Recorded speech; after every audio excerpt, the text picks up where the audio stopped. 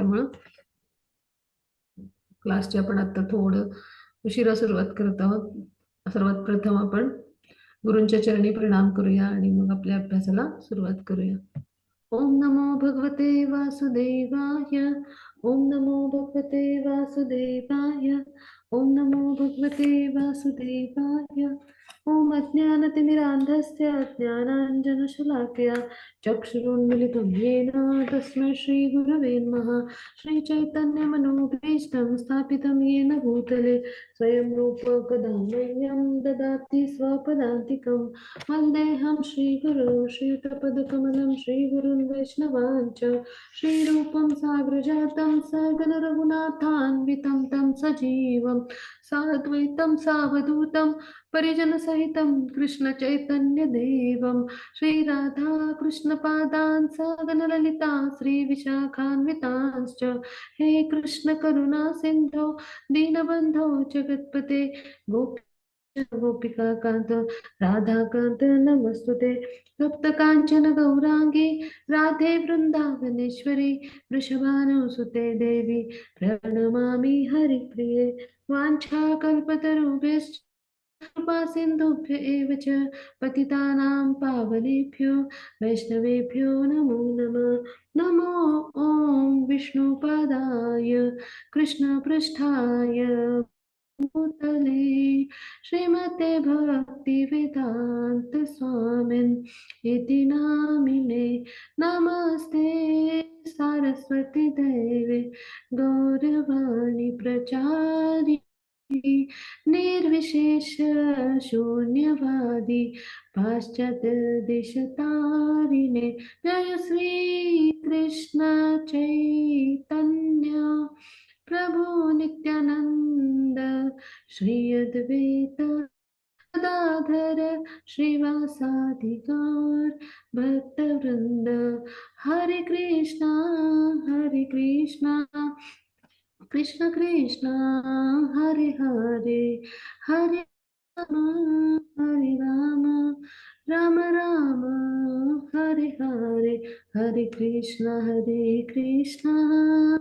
कृष्ण कृष्ण हरे हरे हरे राम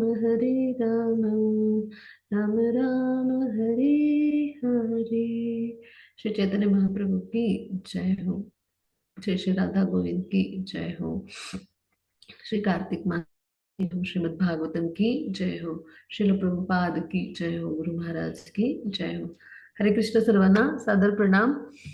आज आपण कार्तिक महिन्यातला आपला शनिवार आहे आणि खूप महत्वाचा दिवस आहे आज, गोपाष्टमी. आणि आपण भागवतातल्या स्तुती आपलं 4थं मॉड्यूल भक्ती सदाचारचा अभ्यास करतो. तर आज गोपाष्टमीचा खूप पवित्र असा दिवस आहे की आजच्या दिवशी श्रीकृष्णांनी गोपालनाचं जबाबदारी स्वीकारली. त्याच्या आधी ते वासरांना चरायला न्यायचे, पण गोपालनाची जबाबदारी त्या दिवसापासून स्वीकारली. म्हणून आजचा दिवस खूप महत्वाचा आहे. गायींची वासरांची पूजा केली जाते. आज सकाळी ज्यांनी पाहिलं असेल मंदिरामध्ये आपल्या गोशाळा सुरू केली आपल्या नामनिष्ठ प्रभूजी जे आहेत त्यांनी, आणि तिथे आज गायींची आणि वासरांची पूजा झाली. तर खूप सुंदर अशी ती पूजा करण्यात आली. तर आजच्या दिवसाचं हे महत्व आहे, सगळ्यांनी लक्षात घेऊया.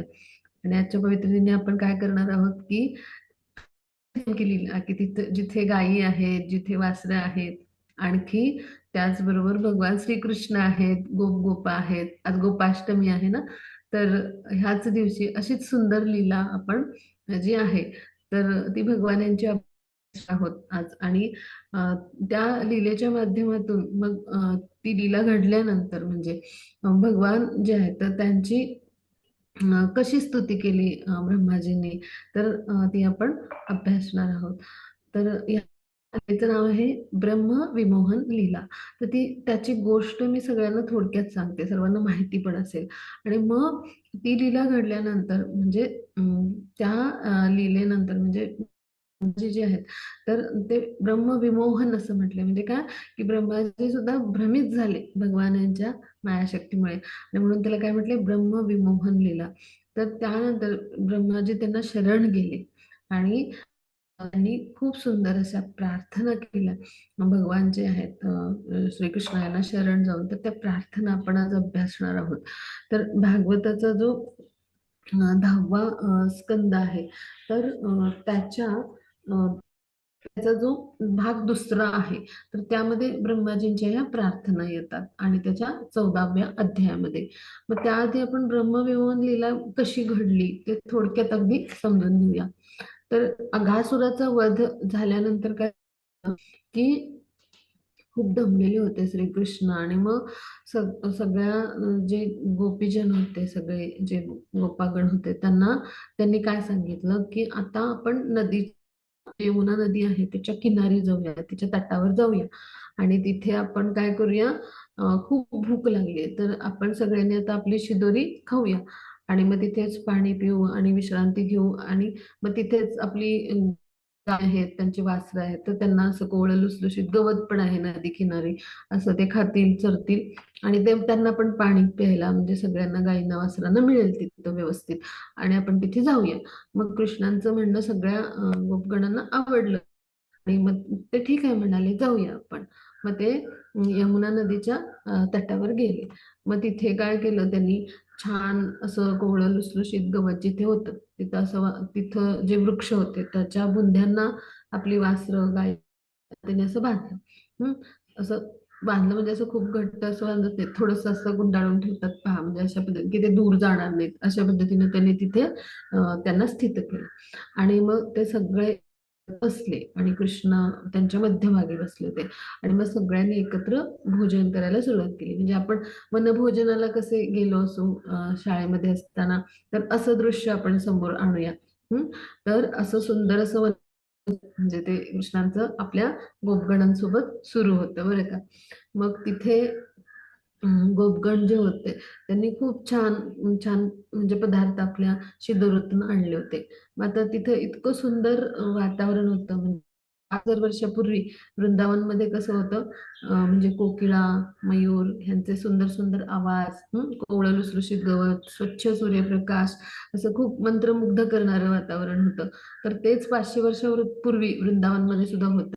जे आपले 6 गोस्वामी जे होते, तर ते जेव्हा अवतरले तर त्यावेळेला सुद्धा तसंच होतं वातावरण. पण आता थोडासा बदल झाला. पण आपलं जे कृष्ण बलराम मंदिर आहे ना, जे आपलं इस्कॉनचं श्रील प्रभुपाद माध्यमातून तिथं साकारलं गेलं, तिथं अजूनही असे सुंदर कोकिळेचे, मयुरांचे आवाज आपल्याला ऐकू येतात पहा. जे वृंदावन गेले असतील त्यांना हा अनुभव असेल पहा. तर म्हणजे अशा पद्धतीचं सुंदर वातावरण होतं आणि शेजारी यमुना होती, असं आल्हाददायक वातावरण सगळं होतं. आणि मग तिथे जे गोपगण होते त्यांनी काय केलं, खूप भूक लागली होती म्हणून मग कुणाला फुलं, अशी मोठी मोठी फुलांच्या पाकळ्या असतात पहा, फुलं मिळाली, कुणाला मोठ्या पाकळ्या मिळाल्या, मग कुणाला अशी छान वृक्षाची पानं असतात पहा, मोठी मोठी, जसं केळीचं पान अशी मोठी पानं असतात पहा. किंवा काही ना झाडांच्या अशा साली, म्हणजे झावळ्या म्हणतो आपण ना, सालीसारखं, जसं नारळाच्या झाडाला असतं पहा तसं. तर असं अशा पद्धतीच्या साली मिळाल्या. तर त्यांनी जे काही हातात तिथे मिळेल ती वस्तू घेतली आणि त्याच्यावर त्यांनी काय केलं, आपले अन्नपदार्थ ठेवले. जसं भोजन पात्र किंवा आपण म्हणजे भोजनासाठी आपण जे काही घेतो, आपण आता समजा प्लेट घेतो की नाही, ताट घेतो, किंवा काही जण पत्रावळी वापरतात, म्हणजे असं अशा पद्धतीने भोजन पात्र म्हणून त्यांनी जे काही मिळेल ते तिथं वनामध्ये होते ते, मग जे काही मिळेल त्याच्यावर आपले अन्नपदार्थ ठेवले. आणि आपली त्यांना म्हणजे खूप भूक लागलेली होती. मग आपली भूक कशी भागेल, मग यासाठी त्यांनी म्हणजे आता ते त्या अन्नाचा सगळा आस्वाद घ्यायला सुरुवात केली. मग काहींनी काय केलं, शिदोरीचं जे कापड असतं ना, कापडात बांधून शिदोरी नेतात, तर त्याच्यावर वस्त्रावरच ठेवून अन्नपदार्थ खायला सुरुवात केली. असं छान त्यांचं म्हणजे सुरू होता आनंदात, असं सगळेजण फार आनंद घेत होते. आणि मग त्यातला एखादा गोपगण मध्येच काय म्हणायचा, की कृष्णा, हा पदार्थ किती छान झालाय, हे माझं पक्वान्न झालंय, तू खाऊन बघ. मग कृष्णांना सगळेजण घास भरवायचे अशा पद्धतीने. मग कृष्ण चाखून बघायचे, वा वा खूप छान झालंय, अशा पद्धतीने त्यांचं खूप आस्वादन, आनंद म्हणजे तो आनंद घ्यायचा आस्वादन असं सुरू होतं. आणि मग मग तिथे त्यावेळेला सुदामा किंवा बलराम हे सुद्धा तिथे, मग ते पण आनंद घ्यायचा प्रयत्न करायचे. असं हसत खेळत सगळे आनंद घेत आपली शिदोरी खात होते आणि त्यांच्या मध्यभागी कृष्ण बसले. आणि ते जे गोपगण होते तर ते त्यांना अशा पद्धतीनं घास भरवायचे आणि स्वतः चाखून खायचे. अशा पद्धतीनं त्यांचा म्हणजे तो आनंद लुटायचा प्रयत्न सुरू होता. आणि मग काय झालं थोड्या वेळाने तिथे हे सगळं त्यांचं दृश्य आता भगवान जे आहेत पुरुषोत्तम भगवान आहेत तर ते लीला करण्यासाठी म्हणजे वृंदावनामध्ये अवतरलेले आहेत. तर हे देवदेवता जाणतात. मग देवदेवतांना फार आश्चर्य वाटलं की यज्ञाचा भोगता किंवा यज्ञाचं म्हणजे यज्ञ यज्ञ यज्ञाचं जे आहे म्हणजे जे यज्ञात आपण आहुती देतो म्हणजे यज्ञाचं मुख जे आहे आपण म्हणतो तर किंवा यज्ञर्भुक असं म्हटलं जातं कृष्णांना. म्हणजे काय यज्ञाचं मुख म्हणजे श्रीकृष्ण आहेत. म्हणजे यज्ञाची आहुती स्वीकारणारे म्हणजे कृष्ण आहेत. आणि असे भगवान पुरुषोत्तम इथे वनामध्ये बसून ह्या गोपगणांसोबत शिदोरी चाखून म्हणजे प्रत्येकासोबत खात आहेत म्हणल्यावर हे सगळ्यांना फार आश्चर्य वाटलं.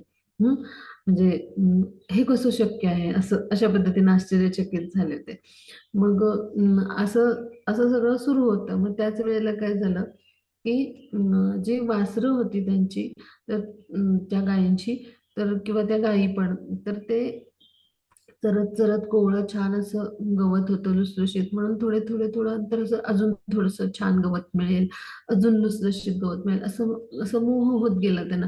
आणि ते थोडं थोडं थोडं पुढे जात जात जात असं चरत चरत चरत पुढे पुढे जात राहिले. आणि मग ती वासरं होती ती खूप दूर निघून गेली जिथे ते शिदोरी खायला बसले होते सगळेजण. मग आता वासरं जे आहेत ती दिसेनाशी झाली, गायी पण दिसेनाशा झाल्या त्यांच्या पाठोपाठ ज्या गेल्या त्या. म्हटल्यावरती गोपगण काय म्हणाले की इथून वासरं आणि गायी काही आपल्याला दिसू येत नाहीयेत, दूर गेली चरत चरत. तर कुठे गेली आहेत असं आपण पाहूया, शोधून आणूया. मग कृष्ण काय म्हणाले की तुम्ही सगळेजण इथेच थांबा. आणि मग मी काय करतो की ते सगळ्या गायी आणि त्यांची वासरं मी शोधून घेऊन येतो आणि तोपर्यंत तुम्ही इथेच थांबा.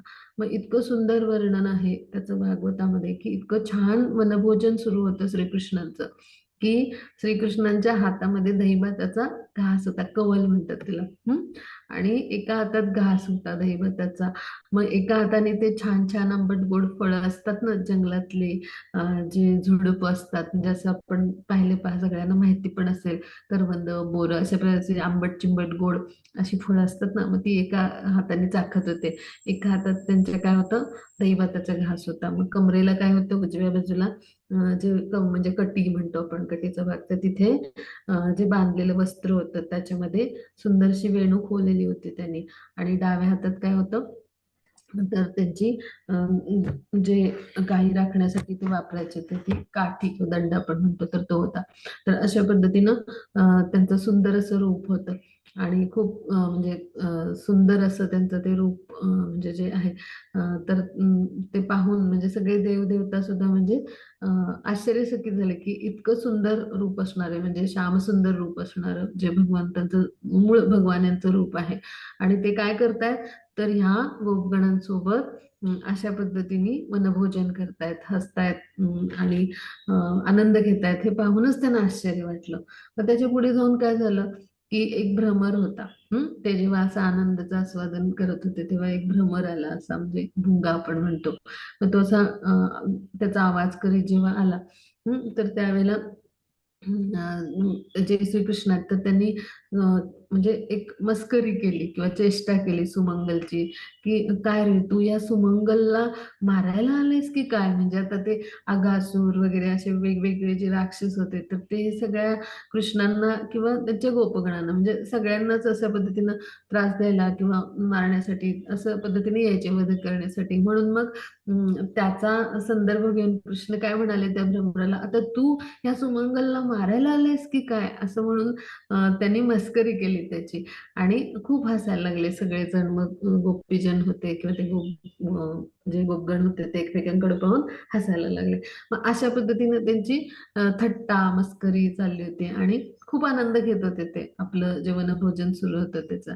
मग काय झालं, हे सगळं पाहिलं ब्रह्मा जे होते तर त्यांनी, मग त्यांना देखील आश्चर्य वाटलं, गोंधळून गेले की पूर्ण पुरुषोत्तम भगवान, की ज्यांना भय देखील, म्हणजे ज्यांच्या समोर उभे राहायला घाबरते किंवा भय देखील काय होते, भयाला देखील कंप सुटेल अशा पद्धतीने, आणि असे जे आहेत पूर्ण पुरुषोत्तम भगवान, ते काय करतायत, तर ते ह्या बालगोपाळांसोबत आपली शिदोरी खाण्याचा आनंद लुटतायत आणि थट्टा मस्करी सुरू आहे आणि खूप वनभोजनाचा असं सुंदर आस्वादन करतायत. हे कसं बरं शक्य आहे? हेच नेमके पूर्ण पुरुषोत्तम भगवान आहेत ना, असं ब्रह्माजींना वाटलं बरं का.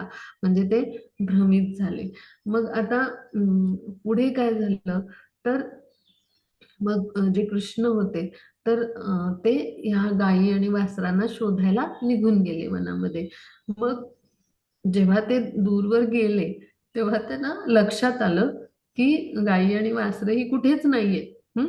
मग आता त्यांना जे लक्षात आलं होतं की हे ब्रह्माजींचं कार्य आहे, कारण पूर्ण पुरुषोत्तम भगवान आहे, सगळं जाणतात. मग त्यांना लक्षात आलं होतं. मग ते अशा पद्धतीने तिथे आले की म्हणजे मला काही माहितीच नाही, म्हणजे जसं सामान्य बालक आहोत आपण, म्हणजे गोपीगण आहोत अशा पद्धतीनं त्यांच्यातलंच एक म्हणून ते लीला करत होते भगवान, आणि भगवान त्यांच्यासोबत सामान्य गोपीगणांसोबत तसेच सामान्य जगत होते आणि खूप छान वनभोजनाचा आनंद घेत होते. मग अगदी तसेच ते आले परत आणि म्हणाले की ह्या ज्या गायी वासरं म्हणजे हे काही मला मिळत नाहीयेत असं त्यांनी येऊन सांगितलं. आणि मग ते गोपीजन काय म्हणाले, गोपीगण सगळे, की आता आपण सगळेच मिळून शोधायला जाऊ. मग ते शोधायला गेले तर आता ब्रह्माजींनी काय केलं, म्हणजे पुढचं त्यांचं कार्य केलं. म्हणजे त्यांनी काय केलं, त्या गोपीगणांना देखील त्यांनी ताब्यात घेतलं. हम्म आणि त्यांचे गाई वासरांना पण त्यांनी ताब्यात घेतलं. मग त्यामुळे काय झालं, की जेव्हा शोधायला गेले ते गोपीगण तेव्हा तेही परत आले नाही. मग कृष्णांनी त्यांच्या अंतरंगा शक्ती किंवा त्यांचं जे योग सामर्थ्य आहे त्याच्यामुळे हे सगळं जाणलं होतं, भगवान आहेत ते. त्यामुळे त्यांनी जाणलं होतं की हे ब्रह्माजींचं कार्य आहे. म्हटल्यावर मग कृष्णांनी काय केलं, की आता ब्रह्माजींना आपण अजूनच भ्रमित करूया. म्हणजे भगवान यांनी जे स्वतः त्यांच्या किशोर रूपामध्ये, श्यामसुंदर रूपामध्ये अशा सुंदर लीला करत होते गोपगणांसोबत. म्हणजे अगदी किशोर वय असं, म्हणजे 5व्या वर्षी ही जी अगासुर वधाची लीला घडली आणि नंतर 1 वर्षाने म्हणजे 6व्या वर्षी ही जी ब्रह्मविवन लीला आहे, तेव्हा भगवान 6 वर्षांचे होते आणि हे गोपगण. तर मग त्यावेळी ती लीला घडली. मग त्यांनी काय ठरवलं की आता ह्यांना पण आपण आता अजून जरा भ्रमित करूया. भगवान यांनी असं ठरवलं बरं का. आणि मग काय केलं त्यांनी, तर आपल्याला त्यांनी ज्या काही गायी होत्या, जेवढ्या काही गायी होत्या आणि जेवढी काही वासरं होती आणि जे काही गोपगण होते, म्हणजे जेवढे काही होते, तर त्या सगळ्यांमध्ये विस्तारित केलं. म्हणजे काय केलं, भगवान यांनी स्वतःचेच विस्तार केले. जितके गोपगण होते, जितके वासरं होती आणि जितक्या गायी होत्या, तितकेच भगवान यांनी स्वतःचे विस्तार बनवले. आणि त्यांचं त्यांचं म्हणजे त्यांचे शारीरिक हालचाली कशा किंवा त्या त्या गोपगणाचं कसं होतं किंवा म्हणजे त्याच्या म्हणजे खुणा खाणा बोलण्याची पद्धत सगळं जसंच्या तसं असं स्वतःला विस्तारित केलं त्यांनी. आणि ते तिथे पुन्हा गायी चरायला लागले आणि तिथं त्यांनी शिदोरी आहे त्याचा आस्वाद घेतला आणि मग ते नेहमीप्रमाणे घरी गेले. मग अशा पद्धतीने 1 वर्षभर ही जी आहे तर ही लीला सुरू होती. म्हणजे ब्रह्माजी जे आहेत त्यांनी काय केलं, ह्या सगळ्यांना एका आपल्या निवासस्थानी एका गुहेत लपवून ठेवलं त्या सगळ्यांना, आणि ब्रह्माजी निघून गेले. मग आता कसं आहे, ब्रह्मलोकामध्ये कसं असतं, जसजसं आपण वरच्या लोकामध्ये जाऊ तसतसं जो काळ असतो तर तो त्याचा वेग मंदावतो. मग त्यामुळं ब्रह्माजी जे आहेत तर त्यांचं जे आहे तर ते 1 वर्ष म्हणजे तिथलं म्हणजे, तर म्हणजे क्षमा असेल त्यांचं 1 मिनिट म्हणजे कसं की आपल्या इथलं 1 वर्ष असं, म्हणजे 1 वर्ष होऊन गेलं होतं. मग आता काय झालं की जेव्हा ब्रह्माजी पुन्हा आले तर त्यांनी पुन्हा काय पाहिलं, की नेहमीप्रमाणे जे श्रीकृष्ण आहेत ते वनभोजनाचा आनंद घेत आहेत, तिथं गोपगण बसलेलेच आहेत, शिदोरी सोडून छान कृष्णांना घास भरवतच आहेत. गायी आहेत त्या म्हणजे आपली जी वासरं आहेत त्यांच्यासोबत चरतच आहेत. फक्त ह्याच्याबद्दल म्हणजे कोणालाच काही माहिती नव्हतं. पण बलरामजींना लक्षात आलं जेव्हा 1 वर्ष झालं आणि गोवर्धन पर्वतावरून धावत धावत गायी हमरत मोठ्याने आल्या आणि त्याचबरोबर म्हणजे अशा पद्धतीने त्या आल्या इतक्या वात्सल्याने आणि त्यांनी आपल्या वासरांना म्हणजे त्या वासरांपाशी आल्या आणि त्यांनी त्यांना आपलं स्तनपान करायला सुरुवात केली. तर ते पाहून बलदेवजींना लक्षात आलं. मग त्यांनी श्रीकृष्णांना विचारलं. मग श्रीकृष्णांनी त्यांना सांगितलं की त्यांनी स्वतःचेच विस्तार केलेत म्हणून. पण बलदेवजी सोडून म्हणजे बलरामजी सोडून इतर कुणालाही ह्याबद्दल माहिती नव्हतं आलं. म्हणजे माहिती नव्हतं की अशा पद्धतीनं भगवान यांनी स्वतःला विस्तारित केलंय. मग ते काय करायचे नेहमीप्रमाणे म्हणजे ते घरी जायचे या सगळ्या गायींना घेऊन. मग त्या गायींना घेऊन घरी जाणारे सगळे गोपगण म्हणजे श्रीकृष्णच होते. मग अशा पद्धतीने त्यांनी काय केलं, ज्या गोपगणांच्या माता होत्या त्यांना सगळ्यांना आनंद दिला. प्रत्येकाला कृष्णाविषयी प्रेम होतं आणि कृष्ण आपले पुत्र असावेत असं वाटायचं. मग त्यांना अशा माध्यमातून त्यांना मातृत्वाचा आनंद दिला. प्रत्येक मातेकडून त्यांनी काय केलं तर स्तनपान म्हणजे प्रत्येक मातेचं केलं अशा अशा पद्धतीने आणि म्हणजे त्यांना मातृत्वाचा आनंद दिला. आणि अशी ती सुंदर लीला आहे की प्रत्येकाला श्रीकृष्ण आपले पुत्र असावेत, त्यांच्यासारखा पुत्र असावा असं वाटायचं. आपल्या मुलांना जसं ते सगळ्या माता प्रेम करायच्या तसं श्रीकृष्णाविषयी पण त्यांना प्रेम होतं. इतके श्रीकृष्ण अत्यंत सुंदर असे होते आणि सर्वांचे आवडते होते. मग त्यामुळं काय झालं की त्या गायी ज्या होत्या तर त्यांना सुद्धा म्हणजे किंवा ती वासरं आहेत तर त्यांना सुद्धा म्हणजे खूप प्रेम त्यांनी दिलं. कारण ते स्वतः कृष्णच होते ना, म्हणजे ती वासरं म्हणजे पण कृष्णच आहेत, गायी म्हणजे पण कृष्णच आहेत आणि ते गोपगण म्हणून पण ते कोण होते? कृष्णच. अशा पद्धतीने भगवान यांनी लीला केली की ज्याद्वारे त्यांनी सगळ्यांना आपला संग दिला आणि प्रेमाचं वितरण केलं, वात्सल्याचं वितरण केलं. तर असं खूप सुंदर लीला आहे. आणि मग हे सगळं जेव्हा ब्रह्माजींनी पाहिलं की खरं तर जे सामान्य गोपगोपा होते तर हे सगळे त्यांनी लपवून ठेवलेले होते आणि गायी आणि वासरू जे होते ते पण श्रीकृष्णाने निर्माण केलेले ते इतके दिव्य आणि सुंदर होते म्हणजे तर म्हणजे खूप म्हणजे त्याच्यामध्ये फरक आहे खरं तर. म्हणजे हे त्यांनी जेव्हा पाहिलं तेव्हा त्यांना लक्षात आलं की हे आपले पुरुषोत्तम भगवानच आहेत. आणि मग त्यांनी काय केलं, ब्रह्माजींनी त्यांची क्षमा मागितली आणि त्यांच्या चरणी ते शरण आले आणि मग त्यांनी भगवान यांची स्तुती गायला सुरुवात केली ब्रह्माजींनी.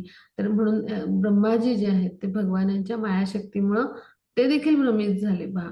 आणि त्यांना अजून भ्रमित करण्यासाठी भगवान यांनी काय केलं, स्वतःला विस्तारित केलं अशा सगळ्या रूपामध्ये गोपगणांच्या गायींच्या वासरांच्या. आणि त्यांनी काय केलं, वर्षभर ही लीला सुरू राहिली अशा पद्धतीने. आणि जेव्हा ब्रह्माजी त्यांना शरण आले तेव्हा त्यांनी काय केलं, स्वतःला चतुर्भुज नारायण रूपात त्यांनी म्हणजे जे कोणी गोपगण होते, जी वासरं होती आणि जे गायी होते त्या प्रत्येकाच्या ठिकाणी स्वतःला चतुर्भुज नारायण रूपात त्यांनी दर्शन दिलं ब्रह्माजींना. तर अशी सुंदर लीला म्हणजे प्रत्येक गायीच्या ठिकाणी चतुर्भुज नारायण दिसले ब्रह्माजींना, प्रत्येक गोपगणाच्या ठिकाणी चतुर्भुज नारायण रूप दिसलं भगवान यांचं. असं प्रत्येक ठिकाणी ब्रह्माजींनी पाहिलं आणि त्यांच्या डोळ्यातून अश्रू आले, अश्रू अनावर झाले.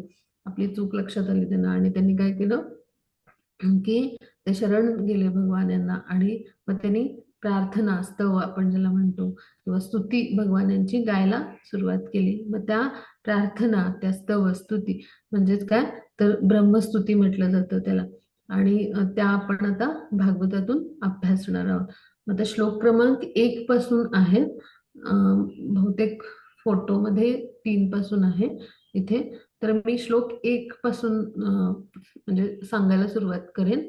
कारण ब्रह्मस्तुती श्लोक जो अध्याय 14 आहे त्याच्या श्लोक 1 पासून आहे. तर आपण ती अभ्यासाला सुरुवात करूया. तर खूप सुंदर प्रार्थना आहे.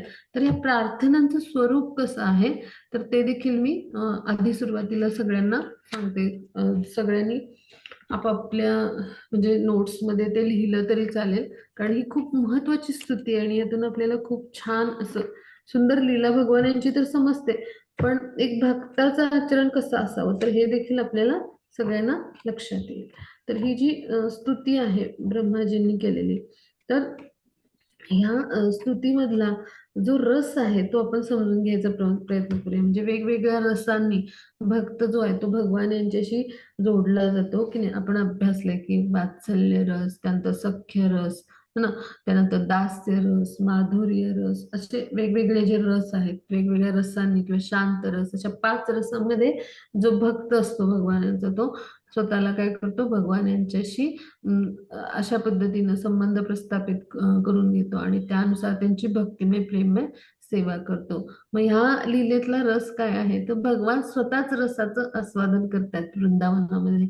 भगवान जे आहेत तर ते जे आहेत तर ते स्वतः एक ग्वालबाल बनलेत. म्हणजे एक अशा पद्धतीचे स्वतः ग्वालबाल बनून ते काय करतात, या सगळ्या जे गोपीगण आहेत तर त्यांच्या सोबत ते काय करतात, ह्या सुंदर रसाचं म्हणजे असं रसाचं आस्वादन करतात. म्हणजे ते पुरुषोत्तम आहेत किंवा सर्वोच्च नियंत्रक आहेत ते सगळं विसरून गेले. भगवान स्वतः काय करतात, वृंदावनामध्ये गोपालनाचं काम करणारे, है ना, असे नंदबाबांचे पुत्र आणि यशोदामय्यांचे पुत्र, ह्या गोपीगणांचे मित्र, अशा पद्धतीचं त्यांचा भाव आहे आणि त्याच रसाचं त्यांना आस्वादन करायचं आहे. त्यामुळं ब्रह्माजींचं चित्र जर पाहिलं आपण भागवतात किंवा इतर ठिकाणी पण ब्रह्ममोहन लीलेचं आपण जर चित्र पाहिलं तर कसं दिसतं की भगवान असे 5-6 वर्षाचे उभे आहेत आणि त्यांच्या समोर ब्रह्माजी असे हात जोडून 3 मुख असलेले प्रार्थना करतायत ना, तर मस्तक होत आहेत. पण ते कसे उभे आहेत ह्यांचा माझ्याशी काही संबंध नाही. म्हणजे अशा पद्धतीनं म्हणजे त्या दिव्य रसाचं भगवान जे आहेत तर ते आस्वादन करतायत गोपीजनांसोबतच्या छान सुंदर ब्रजवासींसोबत त्यांनी लीला केल्या त्या, म्हणजे सुंदर अशा रसाचं. म्हणजे आता इथे सगळेच रस आले, वात्सल्य, सख्य, दास्य, म्हणजे सगळ्याच रसामध्ये भगवान जे आहेत तर ते वेगवेगळ्या पद्धतीनं प्रत्येकासोबत आस्वादन करतात. मग अशा सुंदर रसाचं भगवान जे आहेत तर ते आस्वादन करतात. त्यामुळं ते त्या भूमिकेत आहेत. म्हणजे एखादा नट काय करतो तर आपल्याला आपलं जे खरं स्वरूप आहे ते कधी उघड नाही करत. पण त्या नाटकामध्ये ते जे पात्र असतं त्यातली भूमिका अत्यंत उत्तम पद्धतीनं ते वठवतात. मग तसं भगवान एखाद्या नटाप्रमाणे काय करतात, इथं किशोर किंवा श्यामसुंदर रूपामध्ये नंदबाबांचे पुत्र म्हणून, यशोदाबाईंचे पुत्र म्हणून आणि या गोपीगणांचे मित्र आहेत. आणि गोपालन करणारे असे, काहींना राखणारे आणि वनभोजन करणारे असे ग्वालबाल, म्हणजे एका गवळ्याचा मुलगा, अशा पद्धतीने असं सुंदर म्हणजे लीला करत आहेत. आणि त्याच्यात ते इतके रममाण झालेत त्या रसामध्ये की ते ब्रह्माजींच्या समोर सुद्धा ही कोण व्यक्ती आहे, अशा पद्धतीने एखादा छोटासा सामान्य मुलगा कसा उभा राहतो, तर अशा पद्धतीनं ते त्या रसामध्ये आहेत. भगवान त्या रसाचं आस्वादन करतात आणि त्यामध्ये ते उभे आहेत. असं चित्रात आपण पाहिलं तर लक्षात येईल सगळ्यांच्या. तर असं सुंदर रस आहे तो, तर त्याचं ते आस्वादन करतायत. आणि मग ब्रह्माजी जे आहेत तर त्यांच्या समोर आहेत, ते त्यांना प्रार्थना करतात. त्यांच्या चरणाशी म्हणजे ते बसून अशा पद्धतीनं प्रार्थना करतायत. आणि त्या कशा प्रार्थना आहेत ते आपण समजून घेणार आहोत. तर त्या प्रार्थनांचं पण स्वरूप कसं आहे ते आपण समजू. की सुरुवातीला त्यांनी ब्रह्माजीनी की त्यांचे जे दिव्य सौंदर्य आहे तर त्याचं वर्णन केलं भगवान यांचं. यांचं जे असं दिव्य असं सौंदर्य आहे, म्हणजे काय, त्यांचं श्याम सुंदर रूप. मग ते त्या रूपामध्ये म्हणजे खूप म्हणजे ते मूळ भगवान यांचं दिव्य रूप आहे आणि त्याचं सौंदर्य जे आहे तर ते वर्णन करतात ते. मग त्यानंतर ते काय सांगतात की इतकं म्हणजे नंदनंदन म्हणून भगवान, तर इतकं त्या दिव्य रसामध्ये आणि त्या लीला करण्यामध्ये रममाण झाले की त्यांचं जे मूळ रूप आहे पुरुषोत्तम भगवान हे समजून घेणं, म्हणजे हे जे माधुर्य रूप आहे आपण म्हणतो याला माधुर्य लीला केल्या भगवानने मुख्यतः इथे, म्हणजे प्रेमाचं आदान. तर त्यामुळे ह्या रूपामध्ये भगवान जे आहेत किंवा माधुर्य रसामध्ये, तर ह्या रूपामध्ये जेव्हा भगवान आहेत तर त्यावेळेला त्यांचं जे ऐश्वर्यशाली रूप आहे, म्हणजे षडऐश्वर्याने युक्त असे भगवान म्हणतो आपण त्यांना, जे भगवान जे रूप आहे तर ह्या रूपात जाणून घेणं फार अवघड आहे. म्हणजे अशा पद्धतीने त्यांनी त्या म्हणजे त्या ज्या स्तुती आहेत तर त्यामध्ये वेगवेगळी वर्णनं केली. कसे अचिंत्य आहेत हे त्यांनी मांडले, किंवा भगवत कृपेचं महात्म्य केवळ भक्तांच्या माध्यमातूनच आपण समजून घेऊ शकतो. आणि मग भगवान हेच आपले काय आहेत, परमपिता आहेत, म्हणून त्यांनी भगवानांची क्षमा याचना सुद्धा केली किंवा त्यांच्या अचिंत्य योगाची स्तुती केली आहे त्यांनी. आणि ब्रह्मदेव आणि शंकर किंवा विष्णू यांपासून भगवान भिन्न आहेत, आणि हे सगळं वर्णन त्यांनी केलंय पहा. म्हणजे काय की ब्रह्मदेव जे आहेत, तर त्यांनी शेवटी निष्कर्ष काय काढला की व्यक्तिगत आपण भगवान यांना तत्वतः व्यक्तिगत स्तरावर जीव म्हणून जाणून घेत नाही तोपर्यंत आपण म्हणजे तीन गुणांच्या या बंधनातून मुक्त नाही होऊ शकत. आणि मग अल्पबुद्धी लोक काय करतात की श्रीकृष्णांना सामान्य समजतात आणि उपवास करतात. पण खरा भक्त काय करतो, तर श्रीकृष्ण जे आहेत ते मनुष्य रूपात आलेले जे श्रीकृष्ण आहेत त्यांना जाणतात आणि त्यांना शरण जातात. आणि त्याच वेळी त्यांच्या कृपेमुळे ते काय करतात, भगवान यांचं मूळ स्वरूप समजू शकतात किंवा भगवान यांना भक्तीचे नेत्र आपण म्हटले किंवा प्रेमाचं अंजन ब्रह्माजी सांगतात ब्रह्मसंहितेत, अशा पद्धतीने जाणून घेऊ शकतात. म्हणजे काय की त्यांनी निष्कर्ष काय काढलाय ब्रह्माजींनी की व्रजातील जे निवासी आहेत तर ते इतके भाग्यवान आहेत की अशा पद्धतीनं ह्या भूमीमध्ये एखादं गवताचं पात जरी किंवा एखादं झुडूप किंवा एखादी छोटीशी वेल म्हणून सुद्धा मला जन्म मिळाला तरी असं त्यांना वाटतं. म्हणजे हे जे ब्रजभूमीमध्ये राहणारे तिथले जे म्हणजे जे ब्रजवासी आहेत, तर त्यांची घरं म्हणजे आपल्यासारखी जी भौतिक जगातील घर म्हणजे जी घरं आहेत लोकांची, तिथे जर कृष्ण भावना नसेल तर ती कारागृहासारखीच आहे, हो की नाही. म्हणजे तर एखाद्या कर्मीचं घर जे कारागृहासारखंच आहे, कारण हे दुःखालय आहे. आणि इथे आपण प्रत्येक भोग भोगण्यासाठी म्हणजे सारखंच आहे. पण जर एखादा भक्त आहे म्हणजे कृष्णांविषयी त्याला भरपूर प्रेम आहे, तर त्याचं घर काय भगवानांचं मंदिर आहे किंवा आपण दुसरं वैकुंठ आहे किंवा जिथे भगवान आहे तिथं वृंदावन आहे असं म्हणतो. म्हणजे काय की ज्ञानी आणि त्यांना सुद्धा हेवा वाटेल. म्हणजे असं अशी त्या लोकांची वृंदावनवासी लोकांची घरं आहेत. म्हणजे काय ती निवासस्थानं कशी आहेत, अलौकिक आहेत. म्हणजे ती कशी आहेत, पूर्णतः आध्यात्मिकच आहेत की का, तर तिथे प्रत्यक्ष भगवान यांचा म्हणजे जे साक्षात म्हणजे भगवान आपण ज्यांना म्हणतो पुरुषोत्तम असे, तर त्यांचा वास आहे ब्रजभूमीमध्ये. म्हटल्यावर त्यांची घरं जी आहेत तिथल्या गोपीगणांची, ती सामान्य असतील का, बिलकुल नाही. तर ती कशी आहेत, अलौकिक आध्यात्मिक स्तरावर आहेत. आणि मग हे सगळं वर्णन ब्रह्माजींनी या स्तुतीमध्ये केले. आणि मग ते काय करतात की आपले आपण जे सगळे त्यांनी सगळे गोपीगण किंवा वासरं किंवा गायी ज्या होत्या, तर त्या अपहरण केलेल्या होत्या, तर ते त्यांना घेऊन यमुनेच्या काठावर पुन्हा येतात आणि भगवान यांच्या सुपूर्द करतात. मग अशा पद्धतीनं ही लीला जी आहे तर ती घडते. आणि मग अं, ब्रह्माजी आहेत तर त्यांची स्तुती करायला सुरुवात करतात. मग आता ह्याचा पहिला श्लोक आहे तर तिथं ब्रह्माजी काय म्हणतात ते मी थोडक्यात सांगते सगळ्यांना. तर ब्रह्मदेव काय म्हणाले की हे प्रभू, एकमेव तू आराध्य पुरुषोत्तम भगवान आहात, आणि म्हणून मी तुम्हाला सादर वंदन करून तुमच्या संतुष्टीसाठी तुमची स्तुती जी आहे तर ती जे ती करण्याची इच्छा करतो.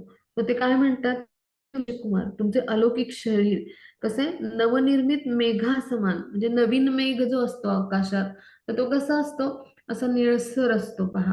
हा, आणि तो पाण्याने भरलेला असतो म्हणून थोडासा काळसर रंग आलेला असतो.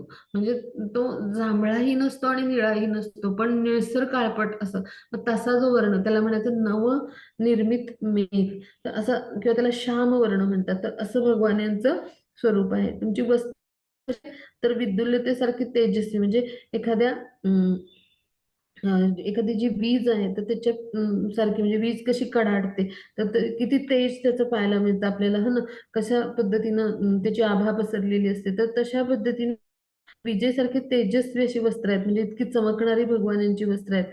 तुमचं मुख सौंदर्य आणि कानातील त्यांनी काय घातले भगवान हे वनामध्ये आहेत, तर त्यांनी गुंजाच्या म्हणजे गुंजाची कुंडलं घातली, गुंजाची अशी लाल चटक फुलं असतात पहा, जी सुंदर अशी त्यांनी काय घातली, तर कुंडल म्हणजे काय, आपण जे डूल म्हणतो आपल्या मराठी बोली भाषेत, म्हणजे कुंडल म्हणजे असं लोंबतं लोंबडार असं कानातलं असतं त्याला कुंडल म्हणतात. तर अशी कुंडल घातली आणि मस्तकावर काय मोरपीस आहे सुंदरसं, आणि वनमाळा त्यांच्या गळ्यात, मनाची वेगवेगळी फुलं आहेत, त्यांच्या माळा आहेत, आणि वेताची छडी त्यांनी घेतली गुरं राखण्यासाठी, त्या गायींना वासरांना राखण्यासाठी. आणि हातात एक शिंग आहे.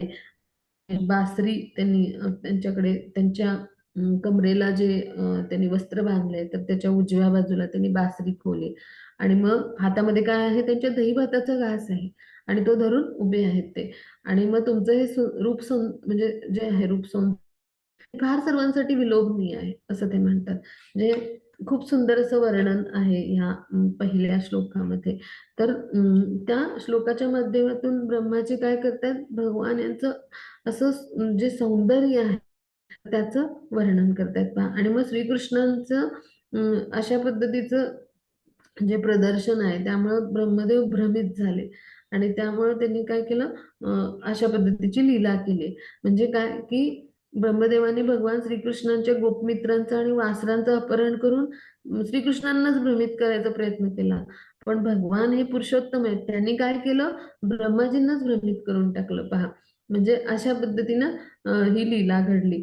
आणि मग आता ब्रह्मदेव त्यांना मोठ्या भक्तिभावाने शरण गेले, आणि त्यांनी प्रणाम केला कृष्णांना. आणि ते त्यांना प्रणाम जेव्हा करतात तेव्हा त्यांची स्तुती करायला सुरुवात करतात. मग आता इथे आपण समजून घेऊया की जेव्हा ब्रह्मदेव शरण गेले तेव्हा त्यांनी काय पाहिलं, तर भगवान यांची असंख्य चतुर्भुज रूप त्यांनी पाहिली. आणि हे जे नंदपुत्र आहेत हे कसे द्विभुज रूपामध्ये आहेत श्रीकृष्ण. म्हणजेच काय, भगवान यांचं मूळ दिव्य रूप कसं आहे, द्विभुज आहे. तर त्यांना ते शरण गेले आणि त्यांनी स्तुती सुरू केली.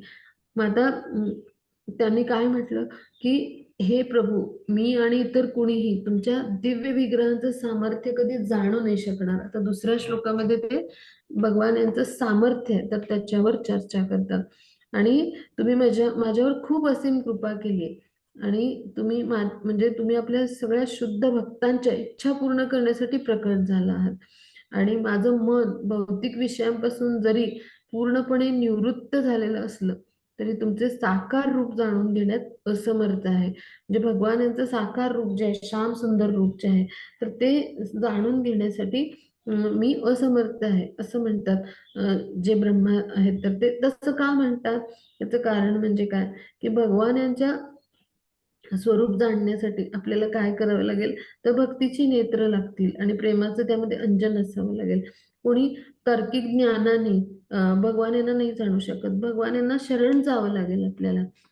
आणि त्याच वेळी भगवान जे आहेत तर त्यांना आपण जाणू शकू. म्हणजे काय की ब्रह्मदेवांनी जेव्हा भगवान पुरुषोत्तम आहेत तर त्यांच्या परमोच्च स्थानाचा अशा पद्धतीने अनादर केला, शंका व्यक्त केली की हे आहेत की नाही खरंच भगवान.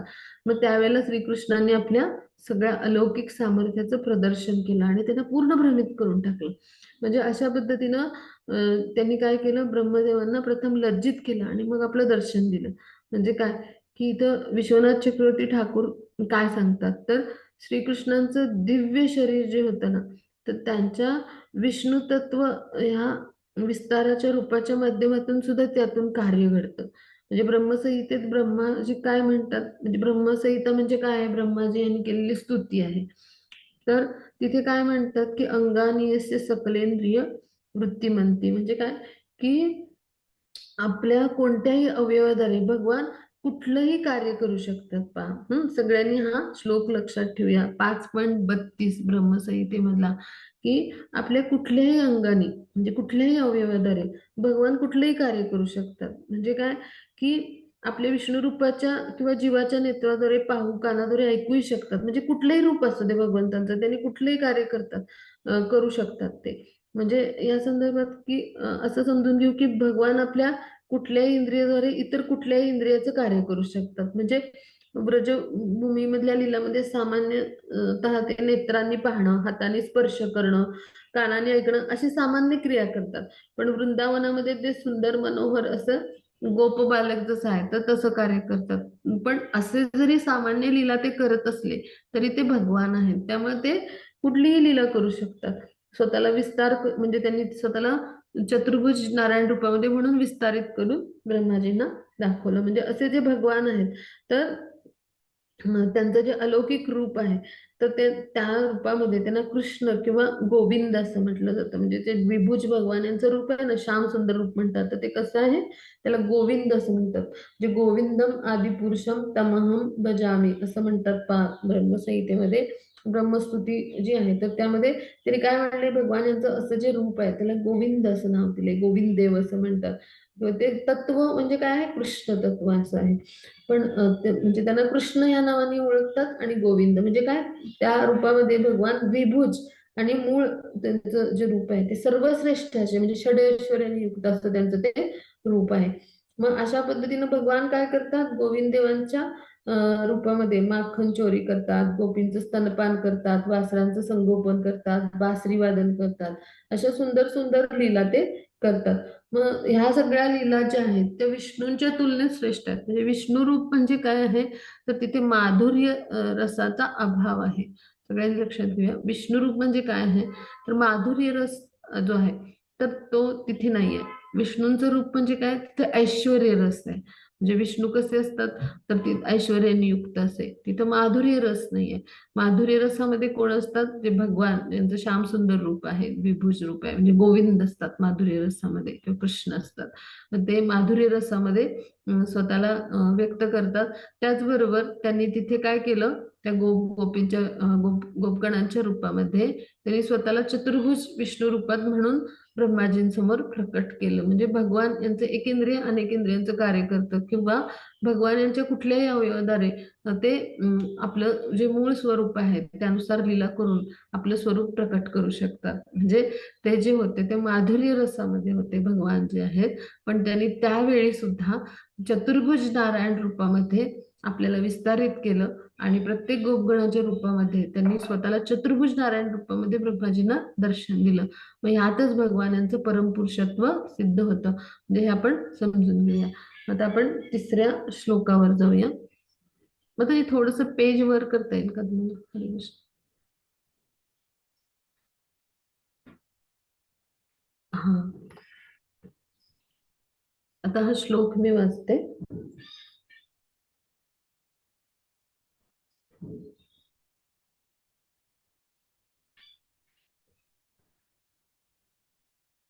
ज्ञाने प्रयासामुपपास्य नमन्त एव जीवन्ति सम्मोखरिता भवति वार्तां स्थाने स्थिता श्रुतिगतां तनुवाङ्मय विनोभि ये प्राशतो जे जितोऽप्यस्ति लोक्यम्.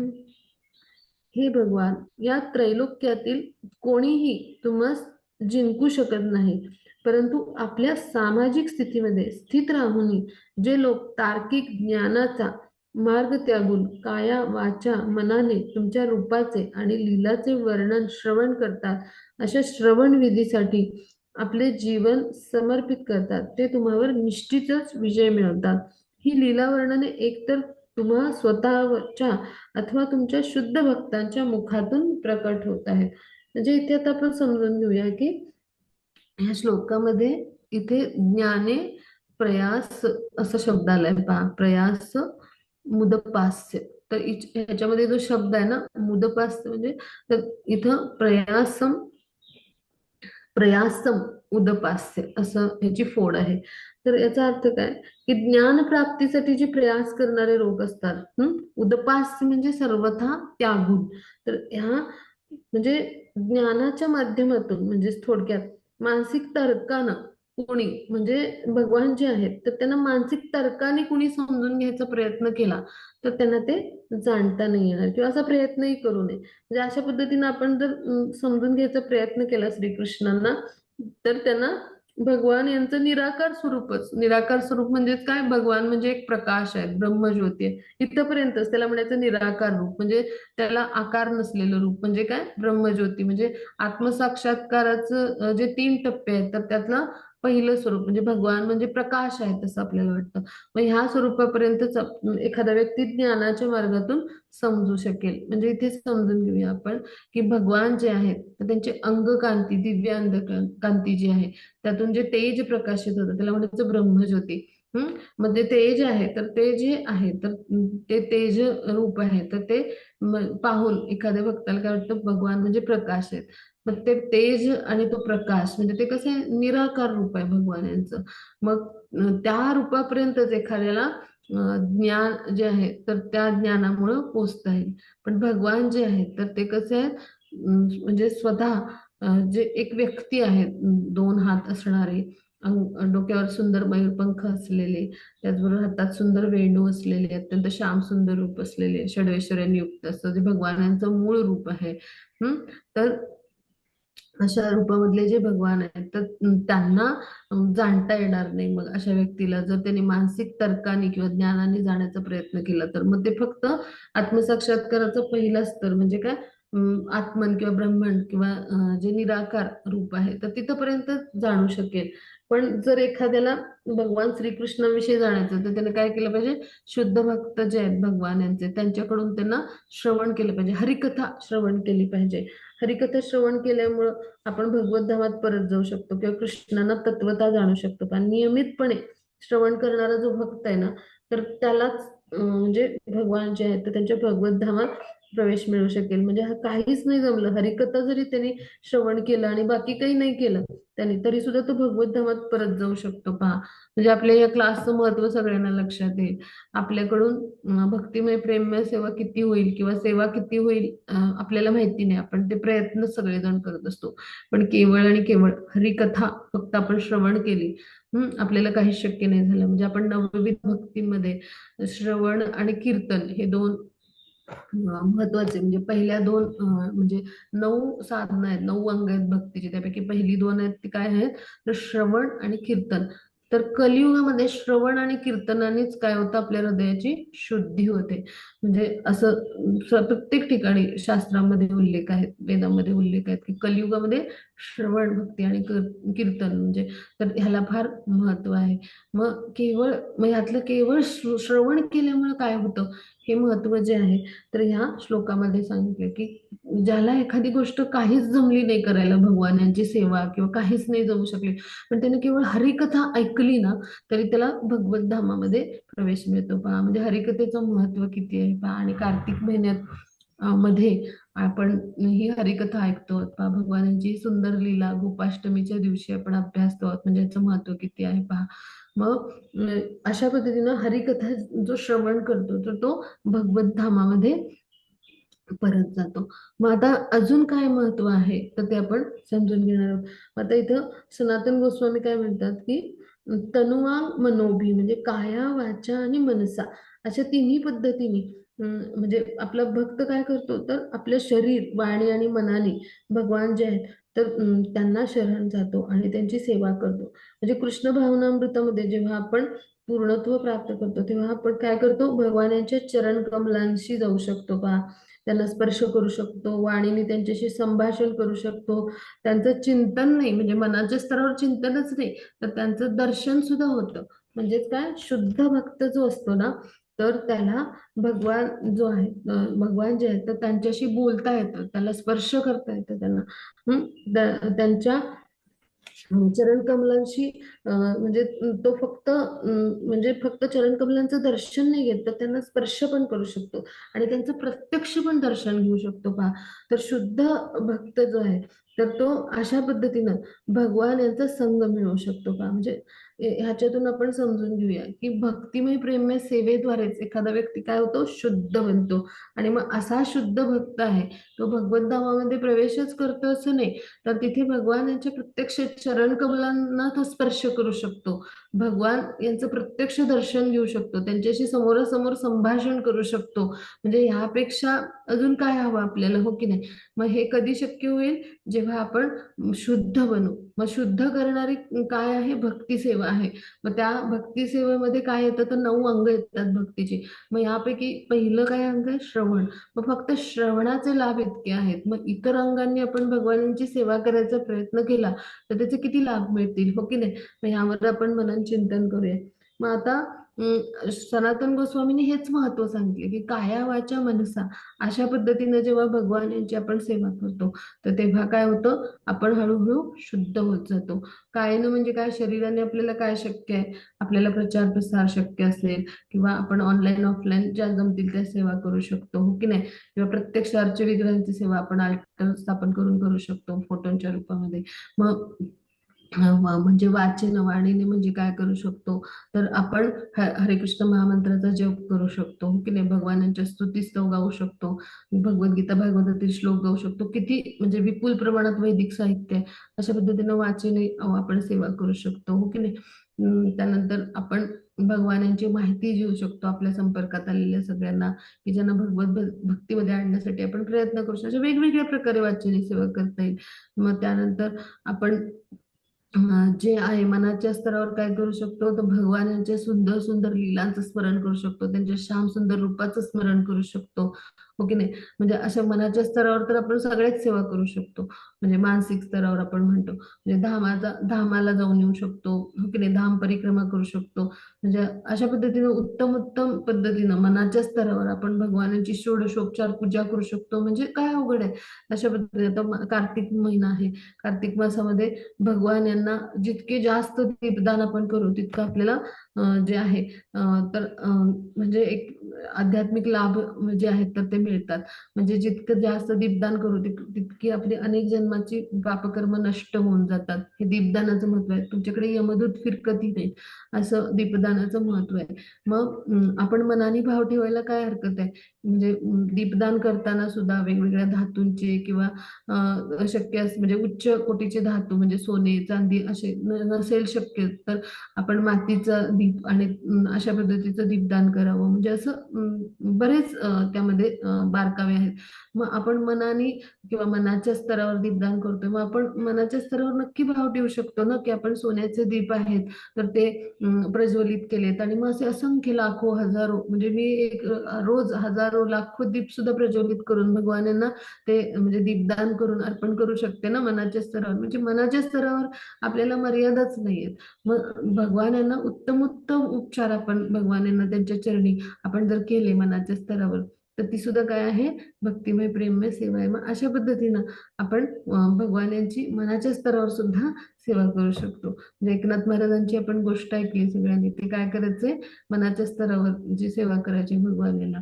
मग त्यांना खीर अर्पण केली होती त्यांनी. मग जी खीर अर्पण करताना ती गरम आहे, मग म्हणून गरम आहे का पाहायला त्यांनी त्याच्यात बोट बुडवलं, तर खरोखर त्यांचं बोट आहे तर ते पोळलेलं होतं. म्हणजे काय की इतकं म्हणजे त्या सेवेचं महत्व आहे. म्हणजे आपला भाव आणि प्रेमच पाहतात भगवान. जितका शुद्ध भाव आहे आणि आपलं प्रेम आहे त्यानुसार भगवानाची आपल्याला कृपा आशीर्वाद मिळतात. म्हणजे आपण मानसिक स्तरावर जरी भगवानांची सेवा केली, तो प्रत्यक्ष भाव आपल्यामध्ये आणला तर निश्चित म्हणजे शुद्ध भाव आपल्यामध्ये असला पाहिजे आणि ते प्रेम आपण भगवानाच्या प्रती व्यक्त करू शकलो पाहिजे.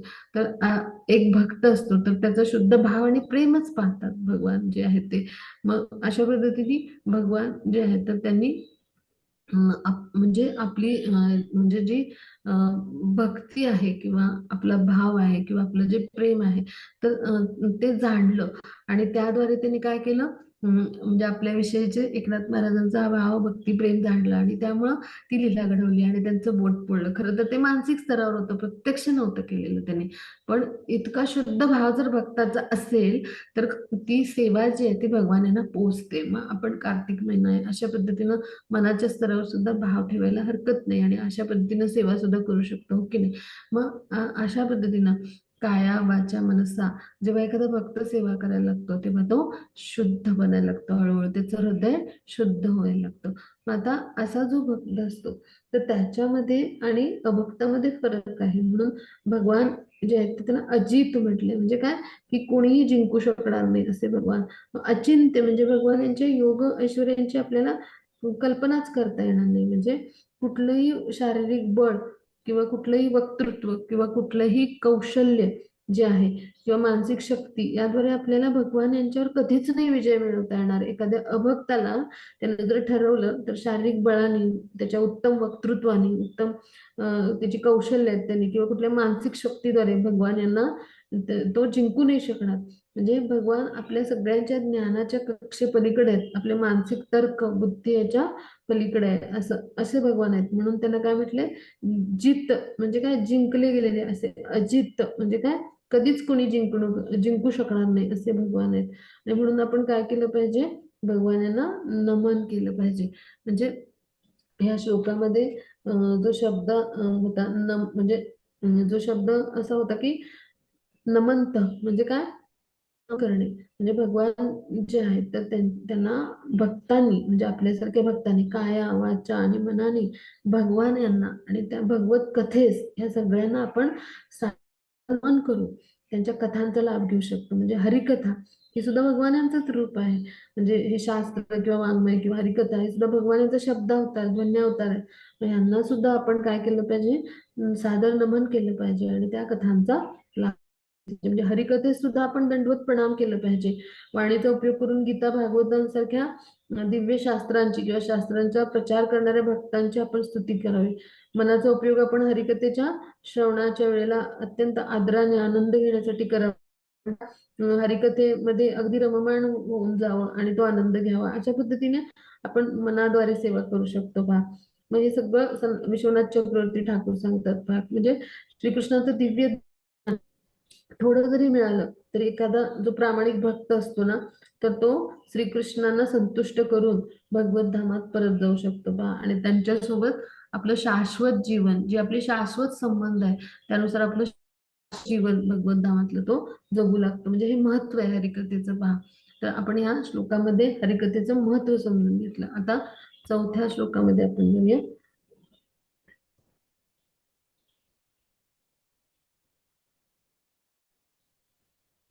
श्रेयश्रुतिं भक्तिमुदस्य ते विभो क्लिशन्ति ये केवलबोधलब्धे तेषामसौ केशल एव शिष्यते यथास्तु तुषावाविताना.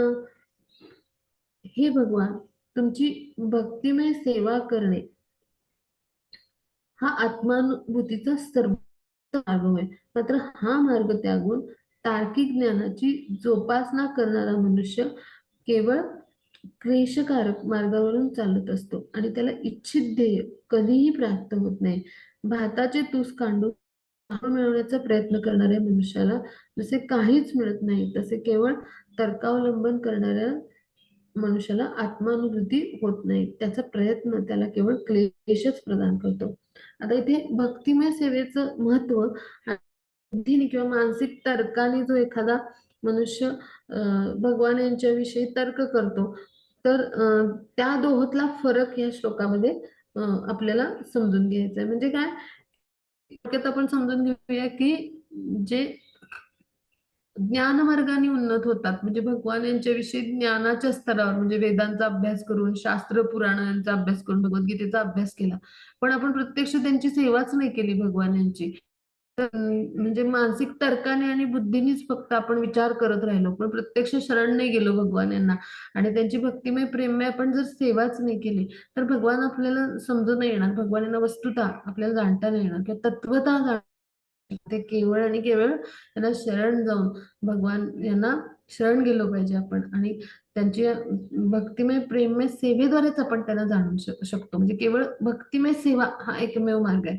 मग आता या दोहोतला फरक जो आहे तो ह्या श्लोकामध्ये सांगितले. म्हणजे आत्मानुभूती म्हणजे काय, आत्मसाक्षात्काराच्या स्तरावर आपल्याला जाण्यासाठी काय करायला लागेल, भक्तिमय सेवाच करावी लागेल. या श्लोकामध्ये पुन्हा पुन्हा, म्हणजे भागवतात तर सगळीकडे पुन्हा पुन्हा, पण या श्लोकामध्ये याचा उल्लेख करण्यात आला. म्हणजे तार्किक ज्ञान म्हणजे तर्क, मनाचा तर्क, हे असं असेल तर असं असेल, असं असेल तर असं असेल, अशा पद्धतीने मानसिक तर्क करून कधी श्रीकृष्णांना जाणता नाही येणार. प्रत्यक्ष आपल्याला काय करायला लागेल, जाऊन त्यांची भक्तिमय प्रेममय सेवा करायला लागेल. म्हणजे भगवान काय म्हणतात, सर्व धर्मान परित्यज्य मामेकम शरणम व्रज, मला तुम्ही शरण या. म्हणजे काय होईल, तुम्ही सगळ्या भयापासून मुक्त व्हा. म्हणजे भगवान यांना शरण गेल्याशिवाय आपल्याला भगवान जे आहेत तर ते प्राप्त नाही होऊ शकत. म्हणजे त्याबद्दल इथं काय सांगितलंय, या श्लोकामध्ये ब्रह्माजी काय म्हणतात की प्रत्येक जीवाचा म्हणजे स्वाभाविक किंवा शाश्वत कार्य काय, प्रेममयी सेवा करणं.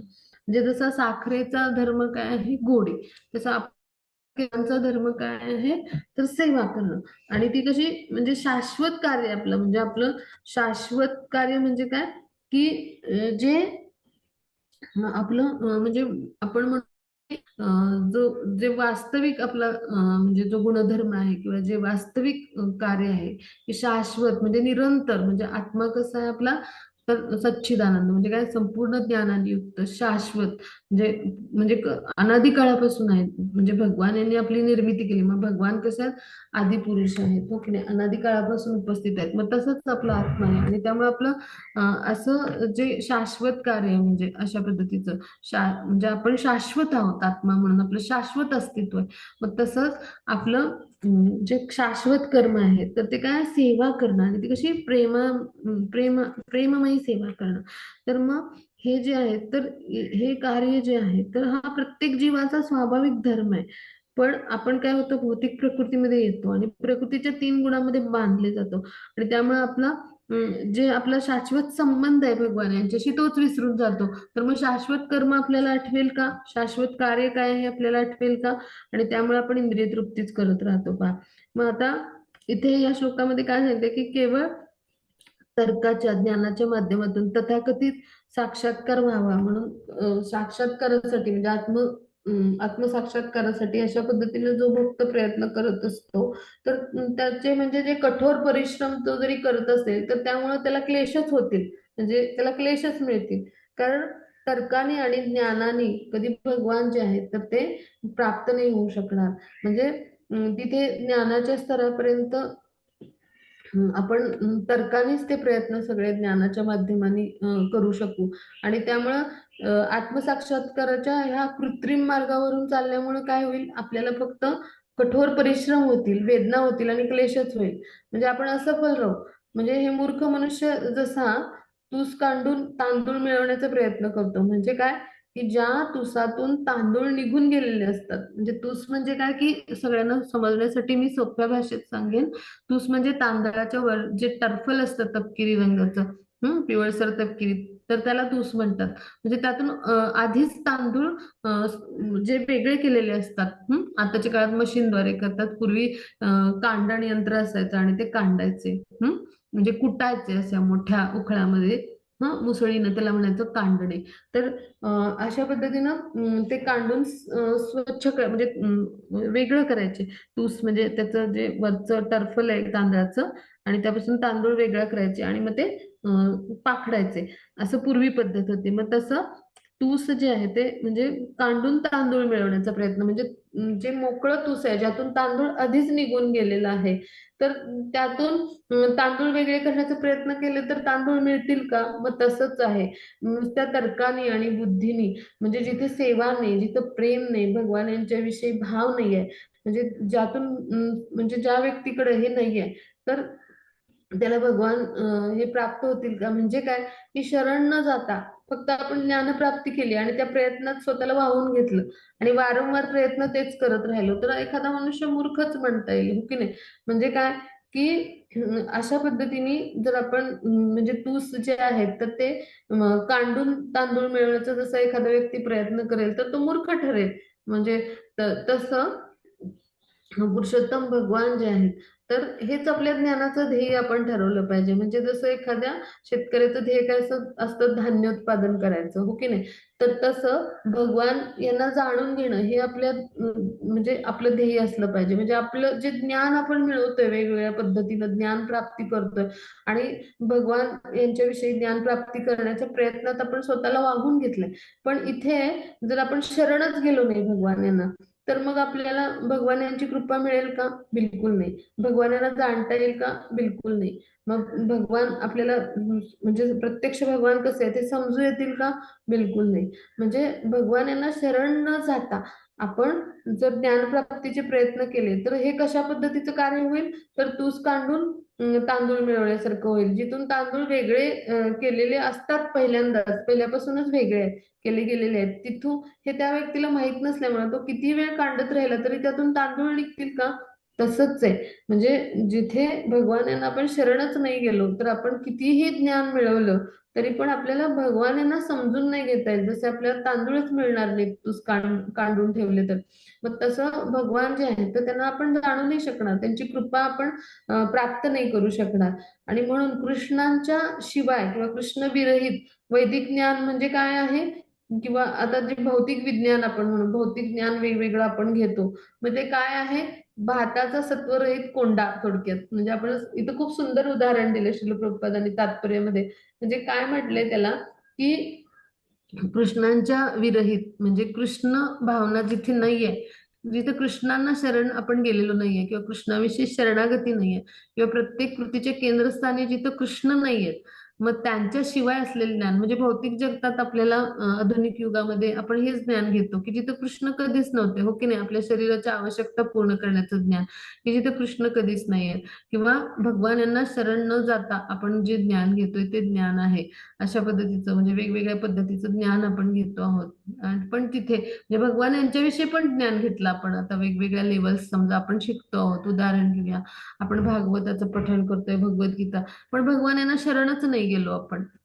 आणि अशा पद्धतीनं ज्ञान घेत राहिलो तर त्या ज्ञानाला काय उपमा दिली, श्रील प्रभुपाद काय सांगतात, की असं ज्ञान, मग ते भौतिक म्हणजे भौतिक स्तरावरचं ते विज्ञान असो, आपण जे अभ्यासतो शिकतो वेगवेगळ्या शाळा कॉलेजात, असं जे भौतिक विज्ञान जरी आपण शिकलो तरी ते, आणि आणि असं सगळं जे विज्ञान आहे भौतिक स्तरावरच आहे ते, म्हणजे आपण हे वेगवेगळं ज्ञान घेतो तेही, आणि हे सगळं जे घेतो ते ज्ञानही, म्हणजे भगवान नाहीयेत तिथे. म्हणजे भगवान यांच्याविषयी शरणागती नाहीये किंवा भगवान यांना केंद्रस्थानी आपण ठेवलेलं नाहीये, पण भगवान यांच्याविषयी सगळं जाणून तर घेतोय. मग असं ते भौतिक स्तरावरच ज्ञान घेणं झालं, म्हणून त्याला भौतिक विज्ञान म्हटले श्रील प्रभुपादांनी.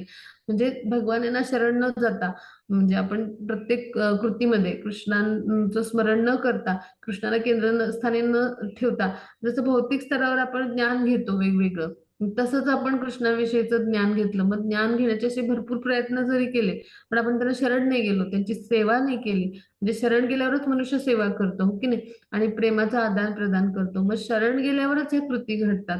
सेवा करेल आणि सेवेच्या माध्यमातून काय होतं, प्रेमाचं आदान प्रदान होतं. म्हणजे आपण एखाद्याशी प्रेम कसं व्यक्त करतो, त्याची सेवा करून. मग त्यासाठी आपल्याला काय करायला पाहिजे, त्याला शरण जायला पाहिजे.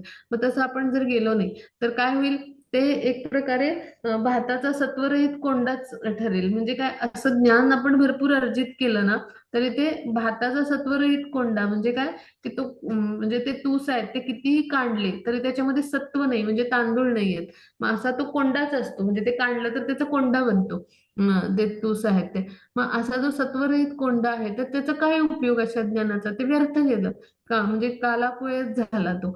मग अशा पद्धतीचं ज्ञान आहे भगवान यांच्याविषयी आपण जरी घेतलं, म्हणजे भरपूर आपण वेगवेगळ्या लेवलचा अभ्यास केला, अगदी 6व्या लेवल पर्यंत आपण गेलो, 7व्या लेवल पर्यंत गेलो होता अभ्यास करतो आपण, पण आपण भगवानांना शरणच नाही गेलो, त्यांची सेवाच नाही केली, तर हे ज्ञान म्हणजे काय आहे, सत्वरहित कोंड्यासारखं आहे पहा. यासाठी काय करायला पाहिजे, त्यांना भगवान यांना आपण शरण गेलं पाहिजे. आणि त्याची भक्तिमय प्रेमय सेवा, म्हणजे भक्तिमय सेवेचं महत्व कसं आहे पहा. आणि प्रेमय सेवा करणारा मनुष्य आणि ज्ञानाच्या मार्गाने प्रयत्न करणारा मनुष्य, पण त्यांनी फक्त ज्ञानच मिळवलं आणि भगवान यांना शरण नाही गेला, तर त्याचे परिणाम काय आहेत, म्हणजे काय, की ह्यांच्यातला फरक म्हणजे तो कसा क्लेशकारक मार्ग आहे. आणि मग त्या म्हणजे त्या परिश्रमामध्ये किती क्लेश आहेत. आणि शरण न जाता ज्ञान फक्त प्राप्तच करत राहिलो आणि त्या ज्ञान म्हणजे त्या ज्ञानाच्या तर्काने आपण जर भगवान यांना जाण्याचे प्रयत्न केले तर कधीच नाही जाणता येणार. त्यासाठी काय करायला पाहिजे, भगवान यांना आपण शरण गेलं पाहिजे आणि त्यांची सेवा केली पाहिजे. मग ह्यातला हा फरक आपण अभ्यासला पहा. म्हणजे खूप सुंदर पद्धतीने श्रील प्रभुपाद यांनी आणि खूप सोप्या पद्धतीने इथे सांगितले पहा. बऱ्याच भक्तांचं असं होतं, नवसाधकांचं, म्हणजे ते इस्कॉन मध्ये येतात तेव्हा अशा पद्धतीने त्यांना सगळं माहित असतं, त्यांना ज्ञान असतं. बऱ्याच जणांचं असं होतं. पण भगवान यांच्या जोपर्यंत कुणी सेवेमध्ये येत नाही किंवा त्यांना शरण जाऊन त्यांची भक्तिमय प्रेममय सेवा करत नाही, म्हणजे अशा पद्धतीनं आचरण जेव्हा जोपर्यंत कोणी करत नाही ना, तर तोपर्यंत त्याला भगवान यांना जाणता नाही येणार. भगवान यांच्याशी असलेला आपला शाश्वत संबंध आहे तो प्रस्थापित नाही करता येणार. आणि ह्यासाठी भक्तिमय सेवा केवळ हेच एक माध्यम असू शकतं. म्हणून आपण काय केलं पाहिजे, भगवानांची प्रत्यक्ष सेवा करायचा प्रयत्न केला पाहिजे. आपण भगवान यांना भोग अर्पण करतो, म्हणजे त्यांना प्रत्यक्ष आपण भोग अर्पण करतो, म्हणजे त्यांची प्रत्यक्ष सेवा करतो, त्यांचं उच्छिष्ट आपण ग्रहण करतो की नाही, त्यांची आरती करतो, म्हणजे त्यांना सन्मान देतो आपण. म्हणजे संपूर्ण ब्रह्मांडांचे नायक भगवान, म्हणजे असंख्य ब्रह्मांडाचे, संपूर्ण आपल्याच एका नव्हे तर अशी असंख्य ब्रह्मांड भगवान निर्माण करतात, म्हणजे पुरुषामध्ये उत्तम. मग असे जे आहेत अधिपती आहेत, जगतपती आहेत, हो की नाही, तर मग सर्वोच्च नियंत्रक, मग त्यांचा किती सन्मान करायला पाहिजे पहा आपण. आपण पाहतो की एखादा अभिनेता आला किंवा एखादे मंत्री आले, आमदार आले, की आपण कसे सगळे त्यांच्या समोर किंवा समाजामध्ये कसं चित्र असतं की लोक सगळे आवरून नीटनेटकेपणाने जातात, त्यांना खूप आदर देतात, सन्मान करतात, त्यांच्या पाठीपुढे खूप माणसांचा ताफा असतो. मग आपल्याला म्हणजे संपूर्ण ब्रह्मांडाचे नायक आहेत, अधिपती आहेत आपल्या समोर, म्हणजे आहेत, म्हणजे फोटोच्या रूपात असतील, अर्चविग्रहाच्या रूपात असतील, मग आपण त्यांचा किती सन्मान करायला पाहिजे, हो की नाही. क्षणोक्षणी पदोपदी आपण त्यांना साष्टांग दंडवत घाललं पाहिजे, हो की नाही, प्रणाम केला पाहिजे. मग आपण असं करतो का, आपण चिंतन करूया, हो की नाही. म्हणजे आपण फक्त नुसते दंडवत जरी घातले भगवान यांना सन्मान म्हणून, तरी सुद्धा ती सेवा होते आपली. आपली म्हणजे ती शरीराचं आपल्या तप होतं, आपली तपस्या होते. आणि म्हणून भगवान यांना आपण मंदिरामध्ये दंडवत घालतो पहा. मग काय करतो ते, म्हणजे राजाधिराज असे, म्हणजे असे जे आहेत भगवान, म्हणजे असं त्यांचा उच्च कोटीचा सन्मान आपण त्यांना द्यायला पाहिजे. आणि त्यामुळे भगवानांचं चित्र, फोटो काहीही दिसलं तरी आपण त्यांना काय केलं पाहिजे, दंडवत केलं पाहिजे. म्हणजे काय, की अशा पद्धतीनं जेव्हा आपण भगवान यांची प्रत्यक्ष सेवा आहे, मी एक उदाहरण दिलं, अशा प्रत्येक ठिकाणी आपण किती प्रकारे सेवा करू शकतो भगवान यांची, आणि ही प्रत्यक्ष सेवा आहे. मग ह्या सेवेनेच काय होतं, भगवान यांना जाणू शकतो. फक्त ज्ञानाने मी समजून घेतलं की भगवान असे आहेत तसे आहेत, पण भगवान यांना मी शरणच नाही गेले, त्यांची सेवाच नाही केली, तर मला भगवान समजू येतील का, बिलकुल नाही. मग हे भाग आपण ह्या श्लोकातून समजून घेतला. आता आपण पुढे जाऊया. हा म्हणते पुढचा श्लोक आहे.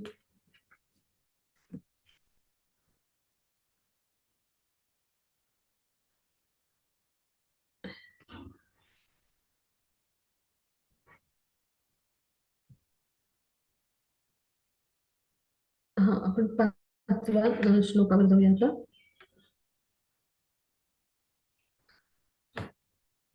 पुरेह भूमन् बहवोऽपि योगिन् त्वत् इहा निज कर्म लब्धया विबुद्ध्य भक्तेव कथोपनित्तया प्रपेदिरेणोच्युत ते गतिं पराम्. हे भूमन, पूर्वकाळी या जगातील अनेक योगी पुरुषांनी आपली सर्व कार्ये तुम्हाला अर्पून आणि आपल्या निर्दिष्ट कर्तव्यांचे श्रद्धेने पालन करून भक्तिमय सेवेचा स्तर प्राप्त केला होता. हे अच्युत देव, तुमच्या विषयाच्या श्रवण तथा कीर्तनेच्या विधीद्वारे परिपूर्ण झालेली अशी भक्तिमय सेवा करून त्यांनी तुमचे स्वरूप जाणले. त्यामुळे त्यांनी सहजपणे तुमची शरणागती पत्करून तुमच्या परमधामाची प्राप्ती केली. म्हणजे काय, की पूर्वीच्या काळी जे अनेक योगी होते, म्हणजे असे जे भगवानांचे शुद्ध भक्त होते, तर त्यांनी काय केलं, स्वतःला समर्पित केलं भगवान.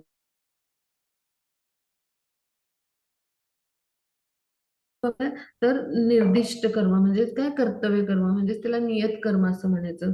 निज कर्म नियत कर्म. तर अशा पद्धतीने आपलं कर्तव्य कर्म करून काय केलं, म्हणजे जे आपल्याला नियत कर्म नेमून दिलेलं आहे, किंवा नियत कर्म म्हणतात त्याला, किंवा नेमून दिलेलं निर्दिष्ट कर्म म्हणजे कर्तव्य कर्म आपलं त्या त्या वर्णाश्रमानुसार जे आहे ते त्यांनी केलं. आणि असा कर्तव्याचं पालन पूर्ण श्रद्धेने केलं, कारण भगवान यांनीच हे 4 वर्ण आणि 4 आश्रमांची निर्मिती केली. भगवान यांनी निर्मिती केलेलं जे आहे वर्णाश्रम व्यवस्था किंवा वर्णाश्रम धर्म, तर त्याचं पालन त्यांनी केलं, आणि त्याचबरोबर भगवान यांची भक्तिमय प्रेममय सेवा केली. आणि त्याद्वारे त्यांनी काय केलं, तर शरण गेले भगवान यांना. म्हणजे प्रपेदिरे हा शब्द आहे पहा इथे, प्रपेदिरे. हा, प्रपेदिरेन्यू म्हणजे काय, की शरण जाऊन भगवान यांना, म्हणजे अगदी सहजपणे, म्हणजे एखादा भक्त आहे तो भगवानांना शरण जाऊन, म्हणजे त्याला कुठली पात्रता नाही, आपल्यासारखे बद्ध जीव कुणीही आपल्यापैकी, म्हणजे अशी कुठली मोठी पात्रता नाहीये, कुणीही आपल्यापैकी, म्हणजे प्रत्येक जण की जो जन्म मृत्यूच्या बंधनात आहे, जो जो जन्म मृत्यूच्या फेऱ्यामध्ये आहे, तो प्रत्येक जण, म्हणजे आपण जन्ममुक्तीच्या बंधनामध्ये पुन्हा पुन्हा येत असतो, तर तो प्रत्येक जण भगवान यांना शरण जाऊन त्यांची भक्तिमय प्रेममय सेवेद्वारे अगदी सहजपणे त्यांची प्राप्ती करू शकतो पहा. म्हणजे भगवान यांची प्राप्ती करणं, तर हेच आपल्या जीवनाचं उद्दिष्ट असावं, मानवी जीवनाचं उद्दिष्ट असावं. आणि भगवान कसे आहेत, त्यांना शब्द काय वापरले इथे, तर इथे च्युत अच्युत हा शब्द वापरलाय म्हणजे काय, तर अच्युत म्हणजे कधीही पतन न पावणारे, म्हणजे कधीही नष्ट न होणारे असे कोण आहेत, भगवान आहेत. मग हा भाग आपण इथे समजून घेतला. म्हणजे अच्युत म्हणजे कधीही नष्ट न होणारे, आणि च्युत म्हणजे काय, की म्हणजे पतनाधीन असे जे आहेत. तर म्हणजे असे आपण आपण बद्ध जीव कसं पतनाधीन, म्हणजे आपलं शरीर जे आहे ते नष्ट होतं, आणि आपलं म्हणजे आपण प्रत्येक वेळी आपला जो आत्मा आहे तो म्हणजे प्रत्येक वेळी एक शरीर सोडून दुसऱ्या शरीरामध्ये प्रवेश करत असतो. म्हणजे आपण कसे आहोत तर पतनाधीन, किंवा प्रत्येक म्हणजे प्रलय जेव्हा येतो किंवा ब्रह्माजींची रात्र होते, तर त्यावेळेला काय होतं, तर सगळे म्हणजे सगळ्या ह्या म्हणजे सगळ्या ब्रह्मांडामध्ये प्रलय येतो. तर त्यावेळेला म्हणजे सगळ्यांचा म्हणजे सगळे नित्यबद्ध जे काही जीव आहेत, म्हणजे आपल्यासारखे बद्ध जीव की जे पतनशील म्हटलं जातं, तर हे नाश पावतात. म्हणजे काय, की त्यांची शरीरं नाश पावतात किंवा ते नष्ट होतात. आणि मग ते जे आहे तर ते आश्रयासाठी कुठे जातात, श्रीकृष्णांकडे जातात. म्हणजे काय, की आपण कसं आहोत, तर आपण जे आहोत ते च्युत आहोत, म्हणजे आपण पतनाधीन आहोत. पण भगवान कसे आहेत, त्यांचं कधीही पतन होत नाही, म्हणून त्यांना काय म्हटलंय, अच्युत असं म्हटलंय. मग असे जे अच्युत भगवान आहेत, म्हणजे कधीही पतन न पावणारे असे जे भगवान आहेत, तर त्यांच्या विषयीचं श्रवण आणि कीर्तन, आता इथं ह्या श्लोकामध्ये श्रवण आणि कीर्तनाचं महत्व स्पष्ट केलंय पहा. म्हणजे इथे ह्या श्लोकामध्ये श्रवण आणि कीर्तनाचं महत्व जे आहे, तर ह्या श्लोकाची जी तिसरी ओळ आहे पहा, कथोपनित्यया. हम्म सगळ्यांनी लक्षात ठेवा. कथोपनित्य म्हणजे काय, की त्यांच्या कथा ज्या आहेत तर त्या ऐकून, म्हणजे त्यांच्याविषयीचं श्रवण करून आणि कीर्तनाच्या विधीद्वारे. म्हणजे कथा उपनितया या शब्दाचा अर्थ काय होतो, तर भगवान यांच्या विषयीचं म्हणजे ज्या कथा आहेत त्यांचं श्रवण करून आणि त्यांच्याविषयी कीर्तन करून, म्हणजे असा जो मार्ग आहे, म्हणजे तर त्या मार्गाचं अनुशीलन करून, म्हणजे जसं इतर भक्तांनी भगवान यांच्या हरिकथा ज्या आहेत तर त्या श्रवण केल्या, त्यांच्या पवित्र महामंत्राचा जप केला, संकीर्तन केलं. हम्म तर किंवा कीर्तन केलं, तर अशा पद्धतीने जेव्हा प्रयत्न केले इतर भक्तांच्या चरणचिन्हांचं अनुसरण करून, तर त्यावेळेला काय झालं, तर त्यांना भगवत धामाची प्राप्ती झाली. म्हणजे अगदी सहज, म्हणजे अशा विधींद्वारे, म्हणजे ती भक्तिमय प्रेममय सेवा ती जी होते, आणि त्याद्वारे भगवान यांना अगदी सहजपणे, म्हणजे कुणीही त्यांचं स्वरूप जाणून भगवान यांना पूर्णतः शरण जाऊन त्यांच्या धामाची, म्हणजे भगवत धामाची प्राप्ती करू शकतो पहा. म्हणजे आपल्याला किती सोपं करून ठेवलंय पहा, म्हणजे भागवतातून सांगितलंय, आणि त्याचबरोबर श्रील प्रभुपादांनी किती सोपं करून ठेवलंय पहा. म्हणजे गुरु शिष्य परंपरेद्वारे पहा आपण काय करतो, गुरूंच्या मार्गदर्शनानुसार, प्रमाणित आध्यात्मिक गुरूंच्या कडून जे आपल्याला ज्ञान प्राप्त होतं त्यानुसार आपण काय करतो, तर भगवान यांच्या पवित्र महामंत्राचा जप करतो, आपण दीक्षित होतो, म्हणजे हो की नाही. आपण सगळं आपल्या गुरूंना, म्हणजे जे गुरूंच्याकडून आपल्याला जे उपदेश मिळतात, ज्ञान मिळतं त्याचं श्रवण करतो, किंवा इतर विविध जे आहेत शुद्ध भक्त त्यांना आपण श्रवण करतो. मग अशा पद्धतीने गुरु परंपरेद्वारे आपल्याला हे वरदानच आहे, पाचशे प्रभुपादांच्या माध्यमातून जे भागवतातून सांगितले. ते भागवत म्हणजे काय आहे, तर वेदांत सूत्रवरून भागवत जे आहे ते त्याची निर्मिती झाली, म्हणजे जे व्यासमुनी आहेत त्यांनी केली. मग वेदांत सूत्र हे सगळ्या वेदांचं सार आहे, आणि त्या वेदांत सूत्रावरून भागवताची निर्मिती झाली. मग सगळ्या वेदांचं जे काही सार आहे तर तेच आपण भागवतातून अभ्यासतो. मग जिथे तिथे भागवतामध्ये काय सांगितलंय, तर भगवानांच्या श्रवण आणि कीर्तनाद्वारे आणि भगवान यांच्या भक्तिमय सेवेद्वारे. मग ते सगळं भगवान यांची भक्तिमय प्रेममय सेवा कशी करायची, आणि ती कशा पद्धतीनं करायची, आणि त्याचबरोबर भगवान यांच्या कथांचं श्रवण आणि कीर्तन कसं करायचं हे शिकवणारे कोण आहेत, आपले गुरु महाराज आहेत. आणि हेच गुरु शिष्य परंपरेचं वैशिष्ट्य आहे. आपण गुरु शिष्य परंपरेला जेव्हा जोडले जातो, आपण दीक्षित होतो, तेव्हा भगवान यांच्याशी आपला शाश्वत संबंध प्रस्थापित करून देणारे आपले गुरु असतात. आणि मग त्यांच्या माध्यमातून आपण काय करतो, की भगवानांची भक्तिमय सेवा कशी करायची हे शिकतो. म्हणजे सेवा जी गुरूंच्या मार्गदर्शनानुसार होते, तर त्याद्वारे आपण जेव्हा सेवा करायला लागतो तेव्हा निश्चितच काय होईल, असा भक्त अगदी सहजपणे भगवत धामाची प्राप्ती करू शकतो. कारण त्या सेवेद्वारेच तो काय करत असतो, शरण जायला शिकत असतो. गुरु काय शिकवतात, भगवान यांच्या चरणी चरण कमलांशी शरण कसं जायचं शिकवतात. कारण जे गुरु असतात ते एक उत्तम काय असतात, एक उत्तम शिष्य असतात, एक उत्तम भक्त असतात भगवान यांचा. मग असे जे प्रमाणित आध्यात्मिक गुरु असतात, तर ते आपल्याला भगवानांच्या चरण कमलांपर्यंत घेऊन जातात. म्हणजे ते आपल्याला शरण भाव पद्धतीनं निर्माण झाला पाहिजे, किंवा आपण कशा पद्धतीने भगवानांची शरण जाऊन सेवा केली पाहिजे, कशा पद्धतीने पूर्ण शरणागत झालं पाहिजे, तर हे सगळं मार्गदर्शन गुरु करत असतात. आणि त्यांच्या मार्गदर्शनानुसार जेव्हा आपण भक्तिमय प्रेमळ सेवा करतो, तेव्हा निश्चितच काय होतं, आपण भगवत धामाची प्राप्ती करू शकतो. आणि ती कशी अगदी सहजपणे, का तर आपल्याला शरण जातो आपण, शरणागती आपण सहजपणे प्राप्त करू शकतो. आणि हेच आपल्या गुरु परंपरेचं वैशिष्ट्य आहे. ह्याच्यातून लक्षात येईल की गुरुंचं आपल्या जीवनात असण्याचं महत्व किती आहे. आणि ही परंपरा आहे त्याच्याशी जोडले आपण जातो, म्हणजे नेमकं काय घडतं, तर सेवा जी गुरुंकडून आपण शिकतो त्याद्वारे आपण शरण जातो, आपला शरणागत भाव वाढत जातो गुरूंच्या माध्यमातून. आणि त्याद्वारे म्हणजे गुरु जे आहेत ते आपल्याला शरणागत बनवतात भगवत चरणी, आणि भगवान यांच्या चरणांशी येऊन पोहोचवतात. आणि हे आपल्या जीवनातलं गुरूंचं महत्व आहे. आणि ह्या कारणाने आपण काय केलं पाहिजे, की गुरूंच्या कडून भक्तिमय प्रेममय सेवा कशी करायची हे शिकले पाहिजे. म्हणजे ह्यासाठी आपण जे आहे तर भक्तिमय प्रेममय सेवा करायची आपल्याला, पण ती कशी करायची हे शिकण्यासाठी म्हणजे आपण काय केलं पाहिजे, गुरूंचं मार्गदर्शन घेतलं पाहिजे. म्हणून गुरूंची आपल्या जीवनामध्ये किती नितांत गरज आहे पाय लक्षात येईल सगळ्यांना. ह्यासाठी आपण गुरु जे आहेत तर त्यांच्या मार्गदर्शनानुसार सेवेचे प्रयत्न केले पाहिजे. कारण अशी सेवा ही भगवत धामात केलेल्या सेवेइतकंच त्याला महत्व असतं. पहा, आपण जरी भूलोकावर असू तरी भगवत धामात जी सेवा आपण करतो तितक्याच तुलनेची किंवा तितकीच भावपूर्ण अशी गुरूंच्या मार्गदर्शनाखाली केलेली आपली सेवा जी असते ती ठरते. का ठरते? कारण गुरु जे असतात ते ब्रह्मनिष्ठ असतात, भगवानांचे प्रामाणिक प्रतिनिधी असतात, प्रमाणित प्रतिनिधी किंवा गुप्त प्रतिनिधी म्हटले. भगवानांना म्हणजे जे आहेत तर त्यांना जाणणारे असतात, त्यांचे उत्तम शिष्य असतात, आणि भगवान यांच्या इतकाच त्यांना दर्जा दिला जावा. भगवान यांचं बाह्य प्राकट्य म्हणजे दीक्षागुरु किंवा शिक्षागुरु आहेत. चैतन्य चरितामृतामध्ये हे उल्लेख आहेत. मग त्यामुळं आपण काय केलं पाहिजे, गुरूंना शरण गेलं पाहिजे. जेव्हा गुरूंना आपण शरण जातो तेव्हा निश्चितच काय होतं, आपल्यावर भगवत कृपा होते. म्हणजे गुरु काय करतात, आपण जेव्हा शरण जाऊन त्यांची सेवा करतो तेव्हा ते संतुष्ट होतात, आपल्यावर कृपा करतात, आपल्याला ज्ञान देतात, आपल्याला सेवा कशी करायची शिकवतात. आणि त्या कृपेद्वारे म्हणजे त्या ज्ञानाद्वारे आपण काय करू शकतो, भगवान यांना संतुष्ट करून सहजपणे शरणागत होऊन भगवत धामाची प्राप्ती करू शकतो. आता पुढे जाऊ, आपण पुढच्या श्लोकावर जाऊया. हा, तर 6वा श्लोक.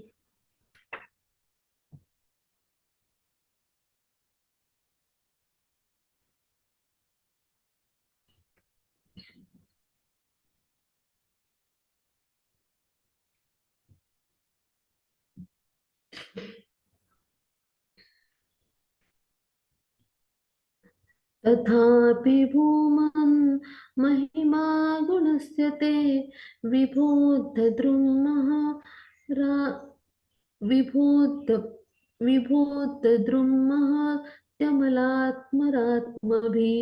अविक्रियात् स्वानुभवादरूपतो अनन्यबोध्यात्मतया न चान्यथा. आता आपण या श्लोकाच्या माध्यमातून समजून घेऊया की ब्रह्माजी आता आपल्याला काय सांगतात. तर आता इथे ब्रह्माजी काय म्हणतात की तथापि अभक्तांना तुमच्या परिपूर्ण साकार रूपाचा साक्षात्कार होऊ शकत नाही, तरीही ते जेव्हा हृदयांतरी परमात्म्याचा प्रत्यक्ष अनुभव घेण्याच्या मार्गाने अनुशीलन करतात तेव्हा त्यांना तुमचा श्रेष्ठ निराकार स्वरूपाची अनुभूती होऊ शकते. मात्र अशी अनुभूती साध्य करून घेण्यापूर्वी त्यांनी आपल्या मन तथा इंद्रियांचे भौतिक भेदभावाच्या सर्व संकल्पनांपासून आणि विषयभोगाच्या आसक्तीपासून शुद्धीकरण करून घेणे आवश्यक आहे. केवळ असे केल्यानेच तुमचे निराकार स्वरूप स्वतःहून त्यांच्या समोर प्रकट होईल. म्हणजे आता आपण समजून घ्या की बद्ध जीव जे आहेत तर ते ते काय आहेत की त्यांनी आता भगवानांची सगळी दिव्य रूप आपल्यासारख्या बद्ध जीवांना समजू येणं खूप कठीण आहे. तर आता याचा आपण सोप्या म्हणजे हा जो भावार्थ आहे याचा सोप्या शब्दात अर्थ काय आहे तर तो आपण समजून घेऊया. मग आता आपण भागवताच्या पहिल्या स्कंदात अभ्यासले ब्रह्मेती परमात्मेती भगवानीती शब्द ते म्हणजे काय की भगवान यांचं दिव्य अस्तित्व आहे. ते कसं आहे, निराकार ब्रह्मज्योती, त्यानंतर अंतर्यामी परमात्मा आणि शाश्वत धामामध्ये स्थित असलेले पुरुषोत्तम भगवान म्हणजे तिसरा टप्पा आत्मसाक्षात्काराचा. अशा 3 टप्प्यामध्ये आपल्याला भगवानांची अनुभूती होते. मग आता वर्तमान म्हणजे जे आपलं जे जीवन आहे तर तिथे काय असतं की आपण बद्ध जीवनामध्ये असतो. म्हणजे आत्ताचं वर्तमान जीवनामध्ये आपलं कसं जीवन आहे, मनुष्य जीव म्हणजे मनुष्य जन्म जो आहे तर आपण कसं आहोत, बद्ध आहोत, हो की नाही, हे जाणतो आपण 3 गुणांमध्ये बद्ध आहे. मग आता इथे आपलं जे असं स्वरूप आहे तर ते कसं आहे, तर भौतिक गुण नसलेलं म्हणजे काय, की श्रीकृष्ण हे कसे आहेत, भौतिक गुणांच्या पलीकडे आहेत आणि आपलं स्वरूप कसं आहे तर आपण 3 गुणांनी बद्ध आहोत. म्हणून इथं काय वापरलंय भगवान यांच्यासाठी शब्द काय वापरलाय या श्लोकामध्ये, की अगुणस्य. म्हणजे काय, की ज्यामध्ये भौतिक गुण कोणतेही नाहीत असे भगवान आहेत. म्हणजे ज्यांच्या ठायी भौतिक गुण नाहीत, म्हणजे 3 गुणांच्या पलीकडे आहेत. म्हणजे मी पहिलं जे पहिलं ओळ होती श्लोकाची, तथापि भूमन महिमा अगुणस्य असं जे वाचलं शब्द, तर त्याचा अर्थ काय, अगुणस्य ते म्हणजे काय, ज्यांच्या ठायी भौतिक गुण बिलकुल नाहीत असे तुम्ही, अशा तुम्हाला मी काय करतो तर प्रणाम करतो. म्हणजे असे जे भगवान आहेत तर त्यांच्या मध्ये हे जे भौतिक प्रकृतीचे 3 गुण म्हणजे जे आहेत तर त्यांच्यामध्ये पलीकडे आहेत, म्हणजे त्या गुणांनी ते प्रभावित होत नाहीत. म्हणून त्यांना काय म्हणले, अगुणस्य, भौतिक गुण नसलेले असे भगवान आहेत. त्या गुणांच्या पलीकडे आहेत भगवान. आणि आपण बद्ध जीव कसे आहेत, 3 गुणांनी युक्त आहोत, भौतिक गुणांनी युक्त आहोत. हा फरक ह्या श्लोकामध्ये सांगितले. आणि त्यामुळे आपल्याला म्हणजे हे जे विषय भोगाच्या आसक्ती म्हणजे वेगवेगळ्या इंद्रिय तृप्तीच्या आसक्ती आहेत त्यापासून आपण काय केलं पाहिजे, किंवा ज्या वेगवेगळ्या इंद्रियांच्या संकल्पना आहेत किंवा वेगवेगळ्या इंद्रिय तृप्तीच्या गोष्टी आहेत, म्हणजे संकल्पना म्हणजे वेगवेगळ्या कल्पना आपण मनामध्ये योजतो इंद्रिय तृप्तीच्या, तर ह्या सगळ्यांपासून आपण स्वतःला शुद्ध केलं पाहिजे. ह्या आसक्ती आपल्या सगळ्या भेदल्या पाहिजेत. आणि ह्यासाठी काय करायला पाहिजे, भगवानांची भक्तिमय प्रेममय सेवा करायला पाहिजे. आणि हे केल्यामुळेच काय होईल, भगवान जे आहेत ते आपल्या पुढे स्वतःहून प्रकट होतील असं या श्लोकात सांगितलं. म्हणजे भगवान यांना प्राप्त कसं करायचं याचा मार्ग या श्लोकामध्ये दिला पहा. म्हणजे आपण जरी योगाभ्यास केला, म्हणजे जे वेगवेगळ्या पद्धती आहेत म्हणजे ज्ञान अर्जित करण्याचे, मग वेगवेगळं ज्ञान जे आहे तर ते आपण मिळवलं. योग म्हणजे काय, भगवान यांच्याशी जोडले जाणे, टू कनेक्ट विथ गॉड. म्हणजे भगवान यांच्याशी संबंध प्रस्थापित करणे, त्याला योग म्हणायचं.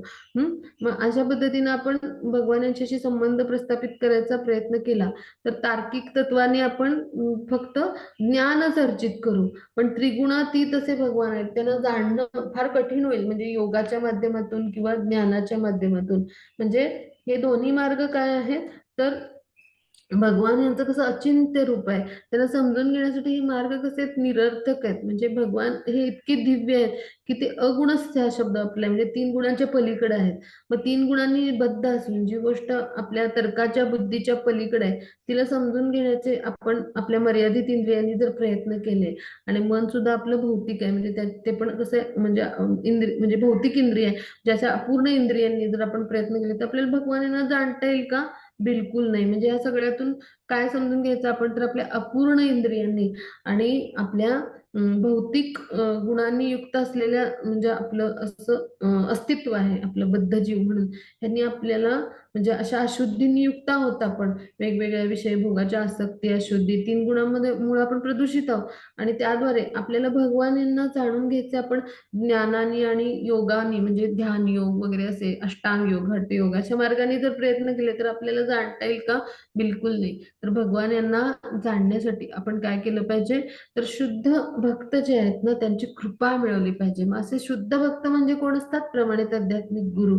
तर त्यांच्या कृपेमुळं आपण भगवान यांच्या म्हणजे जे आहे तर त्यांची कृपा मिळवू शकतो, किंवा त्यांच्या सहवासाने आपण भगवान यांच्या साकार रूपाची अनुभूती घ्यायचा प्रयत्न करू शकतो. म्हणजे जे आहेत गुरु जे आहेत तर त्यांच्या कृपेमुळं गुरु गुरु काय करतात, आपल्याला आध्यात्मिक बल देतात, आपल्यावर कृपा करतात. म्हणजे आणि त्या कृपेद्वारे आपण दीक्षित होतो. म्हणजे गुरु आपली सगळे आपल्या कर्मांची जबाबदारी घेतात, म्हणजे एक प्रकारे आपल्याला बल देत असतात. पण जसं आपल्याला शास्त्रामध्ये आचरण सांगितले किंवा गुरूंनी आचरण करायला सांगितले तसं जर आपण केलं तर आणि तरच आपल्याला हे सगळं जे बल आहे ते उपयोगी पडेल, अन्यथा ते व्यर्थ जाईल. म्हणजे काय, की गुरूंनी जसं सांगितलंय, आपण 4 नियामक तत्वांचं पालन करू, 16 माळा जप करू, भगवत प्रसाद ग्रहण करू, भगवानांची भक्तिमय प्रेममय सेवा करायचा प्रयत्न करू, गुरु कार्यामध्ये आपण स्वतःला समर्पित करू, सेवा करू भगवानांची. मग अशा पद्धतीने आपण जर गुरूंनी केलेल्या मार्गदर्शनानुसार जर आपण भक्तिमय प्रेममय सेवेचे प्रयत्न केले, गुरूंनी सांगितल्यानुसार हा योगाभ्यास केला, भगवानांशी असलेला आपला शाश्वत संबंध आहे तो प्रस्थापित करायचा प्रयत्न केला, तर आणि तरच आपल्यावर भगवानांची कृपा होईल. भगवानांच्या साकार रूपाची अनुभूती आपण घ्यायला लागतो. म्हणजे काय होतं, अशा शुद्ध भक्ताच्या म्हणजे गुरूंच्या सहवासामुळं, जे गुरु जे आहेत तर त्यांना म्हणजे त्यांच्याकडून जेव्हा आपण दीक्षित होतो, तर गुरु आपल्यापासून जरी दूर असले तरी त्यांच्या वाणीने त्यांचा संग होत असतो, आपल्याला मिळत असतो. म्हणजे गुरूंची वाणी आणि त्यांचं शरीर अभिन्न आहे. म्हणजे गुरूंची वाणी म्हणजे सुद्धा गुरु आपल्यापर्यंत पोहोचत असतात, किंवा गुरु आपल्या सोबत सदैव असतात, सहवास आपल्याला गुरूंचा मिळत असतो. जसं श्रील प्रभुपाद आहेत, त्यांनी काय सांगितलंय, माझे पुस्तकं म्हणजेच काय आहेत, मी स्वतः आहे. माझा संग तुम्हाला करायचा असेल तर पुस्तकं वाचा माझी. म्हणजे काय, की गुरूंचा संग हा त्यांच्या वाणीतून, त्यांच्या शब्दातून, म्हणजे त्यांचं लिखाण म्हणजे ते शब्दच आहेत, हो की नाही, त्यांच्या विचारातून आपण करत असतो सदैव. मग अशा पद्धतीनं गुरूंचा आपण सदैव संग आपल्याला मिळत असतो. आणि मग त्यांचा संग केल्यामुळे आपल्याला भगवानांचं साकार रूप आपण जे आहे तर त्याची अनुभूती येते. म्हणजे काय, की भगवान जे आहेत तर त्यांचं अस्तित्व आपण समजून घ्यायला शिकतो. मग हे कधी समजू येईल, जेव्हा गुरूंनी सांगितल्यानुसार आपण आचरण करू, जसंच्या तसं. मग त्याच वेळी आपल्याला समजून म्हणजे हे भगवान यांचं साकार रूप समजून घेता येईल. म्हणजे भगवान यांच्या अर्चविग्रहांची आपण गुरूंच्या मार्गदर्शनाखाली मंदिरामध्ये किंवा आपल्या घरामध्ये अर्चविग्रहांच्या फोटोंच्या रूपात सेवा करायला लागतो. आपण दीक्षेनंतर अल्टर आपण मांडणी करतो, हो की नाही, आणि मग सेवा करायला लागतो. किंवा दीक्षेपूर्वी पण काही जण भगवान यांच्या फोटोंच्या स्वरूपात त्यांची सेवा करायला लागतात. भगवान तिथे प्रत्यक्ष उपस्थित आहेत समजून घरामध्ये, किंवा काही जण लड्डू गोपाळांची सेवा करतात, किंवा काही जण मंदिरात प्रत्यक्ष जाऊन तिथं मिळणाऱ्या वेगवेगळ्या सेवा करतात. म्हणजे काय, की भगवानांच्या साकार रूपाची अनुभूती, म्हणजे अर्चावतार हे काय साकार रूप आहेत भगवानांचे. तिथे प्रत्यक्ष भगवान उपस्थित असतात. आपल्यासारख्या बद्ध जीवांकडून सेवा घेण्यासाठी भगवान यांचे अर्चावतार असतात किंवा अर्चविग्रह असतात. मग ह्या सेवेद्वारे आपण काय करतो, भगवानांच्या साकार रूपाचे एक प्रकारे अनुभवच करायला लागत असतो, भगवानांचा संगच करत असतो त्या साकार रूपामध्ये अर्चविग्रहाच्या. म्हणजे किंवा फोटोच्या स्वरूपात जरी अर्चविग्रह असते, तिथं भगवान प्रत्यक्ष उपस्थित असतात. तर त्यांचा आपण संग करत असतो. मग ह्या प्रक्रियेला प्रारंभ होत असतो. आणि मग म्हणजे ही जी प्रक्रिया आहे ही हळूहळू म्हणजे आपली शुद्धी करत असते, आणि त्याची परिणती कशामध्ये होत असते, परिपूर्ण किंवा शुद्ध कृष्ण भावनेमध्ये. म्हणजे तो भक्त शुद्ध बनत जातो हळूहळू या क्रियामुळं. म्हणजे भगवान यांची सेवा करणं आणि भगवान यांच्या सेवेद्वारे भगवानांची कृपा प्राप्त करणं, तर हे किती महत्वाचं आहे पहा आपल्या जीवनामध्ये. म्हणजे गुरूंच्या माध्यमातून, गुरूंच्या मार्गदर्शनाखाली, गुरूंच्या कृपेने भगवान यांचा साकार रूपाची अनुभूती कशी घ्यायची, भगवानांची सेवा कशी करायची आपण शिकतो. आणि त्याद्वारे हळूहळू आपण शुद्ध होत जाऊन अशा पद्धतीने ज्ञानामध्ये आपल्या वृद्धी पण होत जात असते. गुरूंकडून हे ज्ञान मिळतं तसं. आणि या प्रक्रियेचा एक प्रकारे तो प्रारंभ असतो, की भगवान यांच्या साकार रूपाची पण अनुभूती घ्यायला लागतो. आणि अशा पद्धतीनं आपण शुद्ध कृष्ण भावनेमध्ये पुढे पुढे जाऊन पूर्णत्व मिळवतो, म्हणजे शुद्ध भक्त बनतो. म्हणजे या श्लोकातून आपण सगळ्यांनी शिकलो पहा, की आपल्याला शुद्ध भक्त बनायचं असेल तर काय केलं पाहिजे, याचा थोडक्यात हा फॉर्म्युला आहे पहा.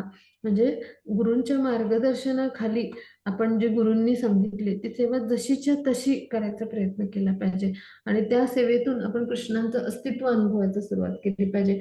म्हणून दीक्षा हा काय आहे, आपल्या जीवनाचा प्रारंभ आहे. या प्रक्रियेचा, शुद्धीकरणाची प्रक्रिया आणि याचा प्रारंभ म्हणजे दीक्षा आहे पहा. आणि म्हणून आपण समजून घेतलं पाहिजे की गुरूंची आपल्या जीवनामध्ये किती नितांत आवश्यकता आहे. केवळ शुद्ध भक्तांच्या कृपेने, मग सर्वात शुद्ध भक्त, सर्वश्रेष्ठ शुद्ध भक्त कोण असतात, प्रमाणित आध्यात्मिक गुरु. मग त्यांच्या कृपेमुळेच काय होतं, तर आपल्याला भगवान जे आहेत तर त्यांची कृपा मिळू शकते पहा.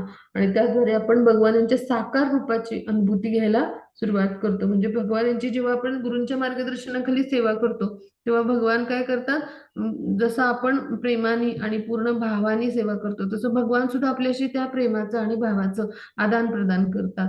म्हणजे जो आपला भाव असतो त्यानुसार भगवान सुद्धा काय करतात, आदान प्रदान करतात. म्हणजे काय करतात, कृष्णा रेसिप्रोकेट्स आपण म्हणतो. म्हणजे आपण एक पाऊल टाकलं की कृष्ण काय करतात, आपल्याकडे 1000 पावलं टाकून येतात.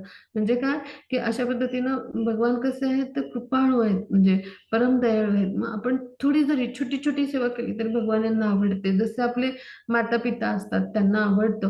म्हणजे जेव्हा आपण छोटेसे असतो तेव्हा आपण लहान बाळ आहोत म्हणून आपले आई वडील काय करत असतात, सेवा शुश्रूषा करत असतात, नर्सिंग केअर आपण म्हणतो त्याला.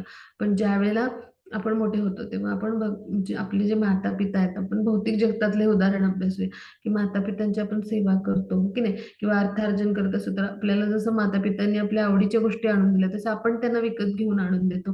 मग तेव्हा त्यांना काय आनंद असतो, की हा हे माझ्या मुलाने आणून दिलं, हा मला हे माझ्या मुलीने आणून दिलं. मग त्यांना किती आनंद असतो, त्यांच्याकडे सगळं असतं ना, त्यांना सगळं मिळालेलं असतं, त्यांनी मिळवलेलं असतं, पण त्यांना आनंद होतो. मग तसंच आपल्या भगवानांचं आहे, आपले परमपिता आहेत, पण आपण छोटे छोटे कृती करतो भगवानांना संतुष्ट करायच्या, हो की नाही.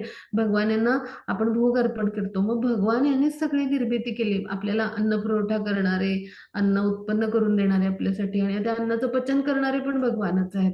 आपण 15व्या अध्यायामध्ये हे अभ्यासलंय. मग तरी देखील भगवान म्हणजे काही भुकेले आहेत का, की आपल्याकडून त्यांना अ, जो आहे तो भोग हवाय, तर बिलकुल नाही.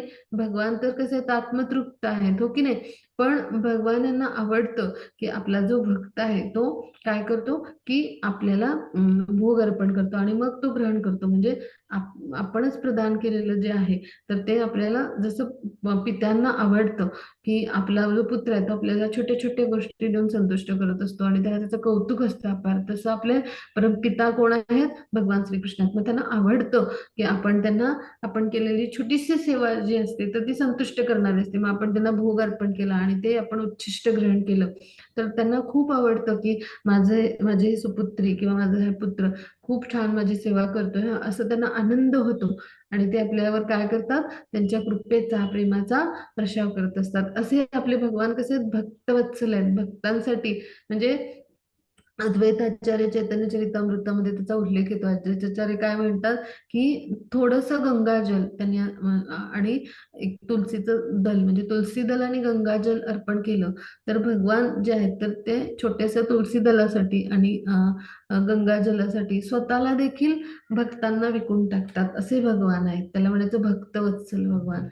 इतकी कृपा भगवान करतात. पहा, अर्जुनासाठी भगवान यांनी काय केलं, त्यांच्या रथाचं सारथ्य केलं. आता युद्धामध्ये कसं असतं, तर जो सारथी असतो, युद्धामध्ये इतका कोलाहल असतो की जो सारथी सारथ्य करणारा असतो ना, तर त्याच्याशी बोलता येत नाही. जो रथामध्ये बसलेला जो असतो वीर किंवा जो धनुर्धारी असतो तर तो जो म्हणजे लढणारा असतो, लढवय्या क्षत्रिय, तर तो बोलत नाही. तो काय करतो, सारथ्याला उजवीकडे रथ वळवायचा तर त्याच्या उजव्या खांद्यावर लाथ मारतो, डावीकडं रथ वळवायचं तर डाव्या खांद्यावर लाथ मारतो. म्हणजे अशा पद्धतीनं म्हणजे अर्जुनाने लत्ताप्रहार सुद्धा केला भक्तांवर, म्हणजे भगवान यांच्यावर. म्हणजे अशा पद्धतीनं भगवान जे आहेत ते आपल्या भक्तांसाठी सतत सेवा करायला आतुर असतात. भक्तांची इच्छा पूर्ण करायला ते आतुर असतात. त्यांना खूप म्हणजे आनंद असतो आपल्या भक्तांची सेवा करण्याची, ते संधी शोधत असतात. भगवान काय करत असतात, भक्तांची योजना तीच भगवान यांची योजना असते. म्हणजे जे शुद्ध भक्त असतात, प्रिय भक्त असतात, त्यांच्यासाठी म्हणजे छोटीशी देखील आपण सेवा केली तरी भगवान स्वतःला विकून टाकतात, असं सुंदर वर्णन आहे. मग असंच अर्जुनासाठी काय केलं, त्यांनी सारथ्य केलं. पहा, म्हणजे यशोदा मातेचे ते पुत्र बनले, बलरामजींचे भाऊ बनले, बंधू बनले, गोपीजनांचे सखा बनले. अशा प्रत्येक स्वरूपात त्यांनी काय केली, सेवा केली. मग ह्याला काय म्हणायचं, भगवानांचे भक्तवत्सल. म्हणजे प्रेमाचं आदान प्रदान भगवान करतात आणि तुमचा शुद्ध भाव आणि प्रेम जेव्हा भगवान हे म्हणजे भगवान जे आहे तर ते पाहून काय होतात, आनंदित होतात आणि स्वतःला देखील काय करतात, बांधून घेतात त्या प्रेमामध्ये. जसं दामोदर महिन्याची लीला आपण अभ्यासली, कार्तिक महिन्याची, तर यशोदा मैया ज्या होत्या तर त्यांची इच्छा काय होती, तर भगवान जे आहेत तर त्यांना दोरीने बांधायची. पण कृष्णांची इच्छा काय होती, मी बांधून नाही घेणार आहे. पण ज्या वेळेला यशोदा मैया खूप दमल्या आणि हा मुलगा काही मला बांधताच येत नाहीये, असं त्यांच्या मनात विचार आला आणि तिने श्रीकृष्णांना प्रार्थना केली की आता तुम्हीच मला सहकार्य करा. पूर्ण शरण गेल्या श्रीकृष्णांना. म्हणजे त्या श्रीकृष्ण जरी भगवान स्वयं त्यांच्या बालकाच्या रूपात होत्या, पण यशोदा मैया ते जाणत नव्हत्या. त्या आपल्या बालकाला सामान्य बालक समजायच्या.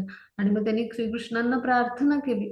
तर त्यावेळेला जेव्हा त्या शरण आल्या तेव्हा श्रीकृष्णांनी काय केलं, लगेचच स्वतःला त्यांच्या दोरीने म्हणजे त्यांच्या प्रेमामध्ये बांधून घेतलं. म्हणजे काय, की जेव्हा भगवान यांची इच्छा वेगळी असते आणि भगवान भक्ताची इच्छा वेगळी असते पहा. तर म्हणजे असं घडतं.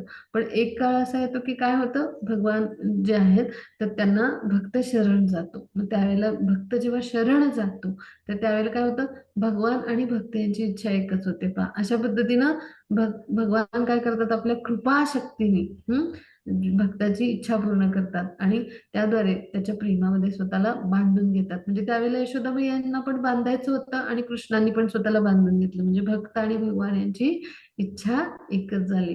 म्हणजे तर ही कधी होईल, तर जेव्हा आपण भगवान यांना शरण जाऊ.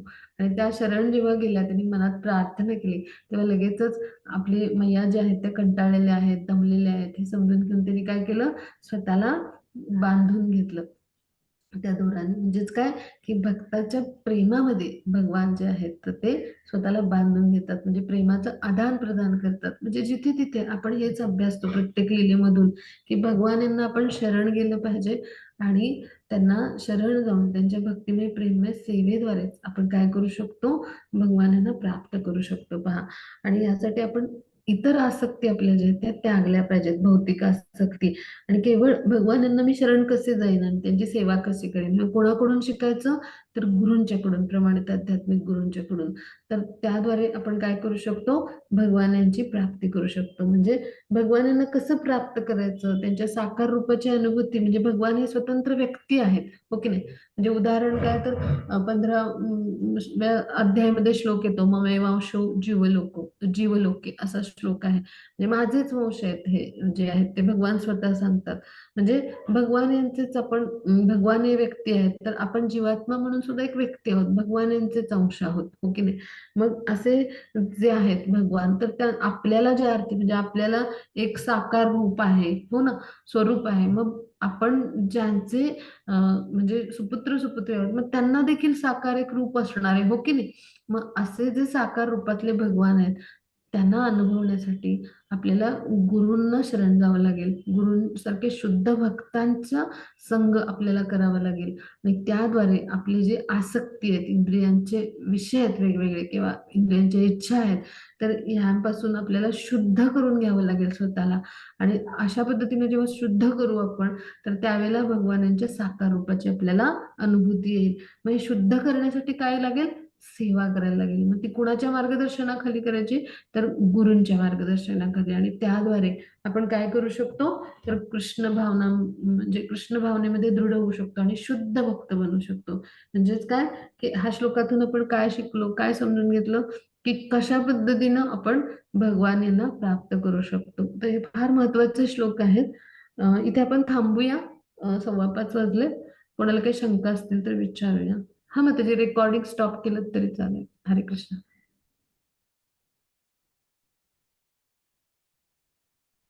हरे कृष्ण माताजी. हरे कृष्ण. हरे कृष्ण माताजी. येस माताजी, मी करते, एक हा. मिनिट हा. हम्म.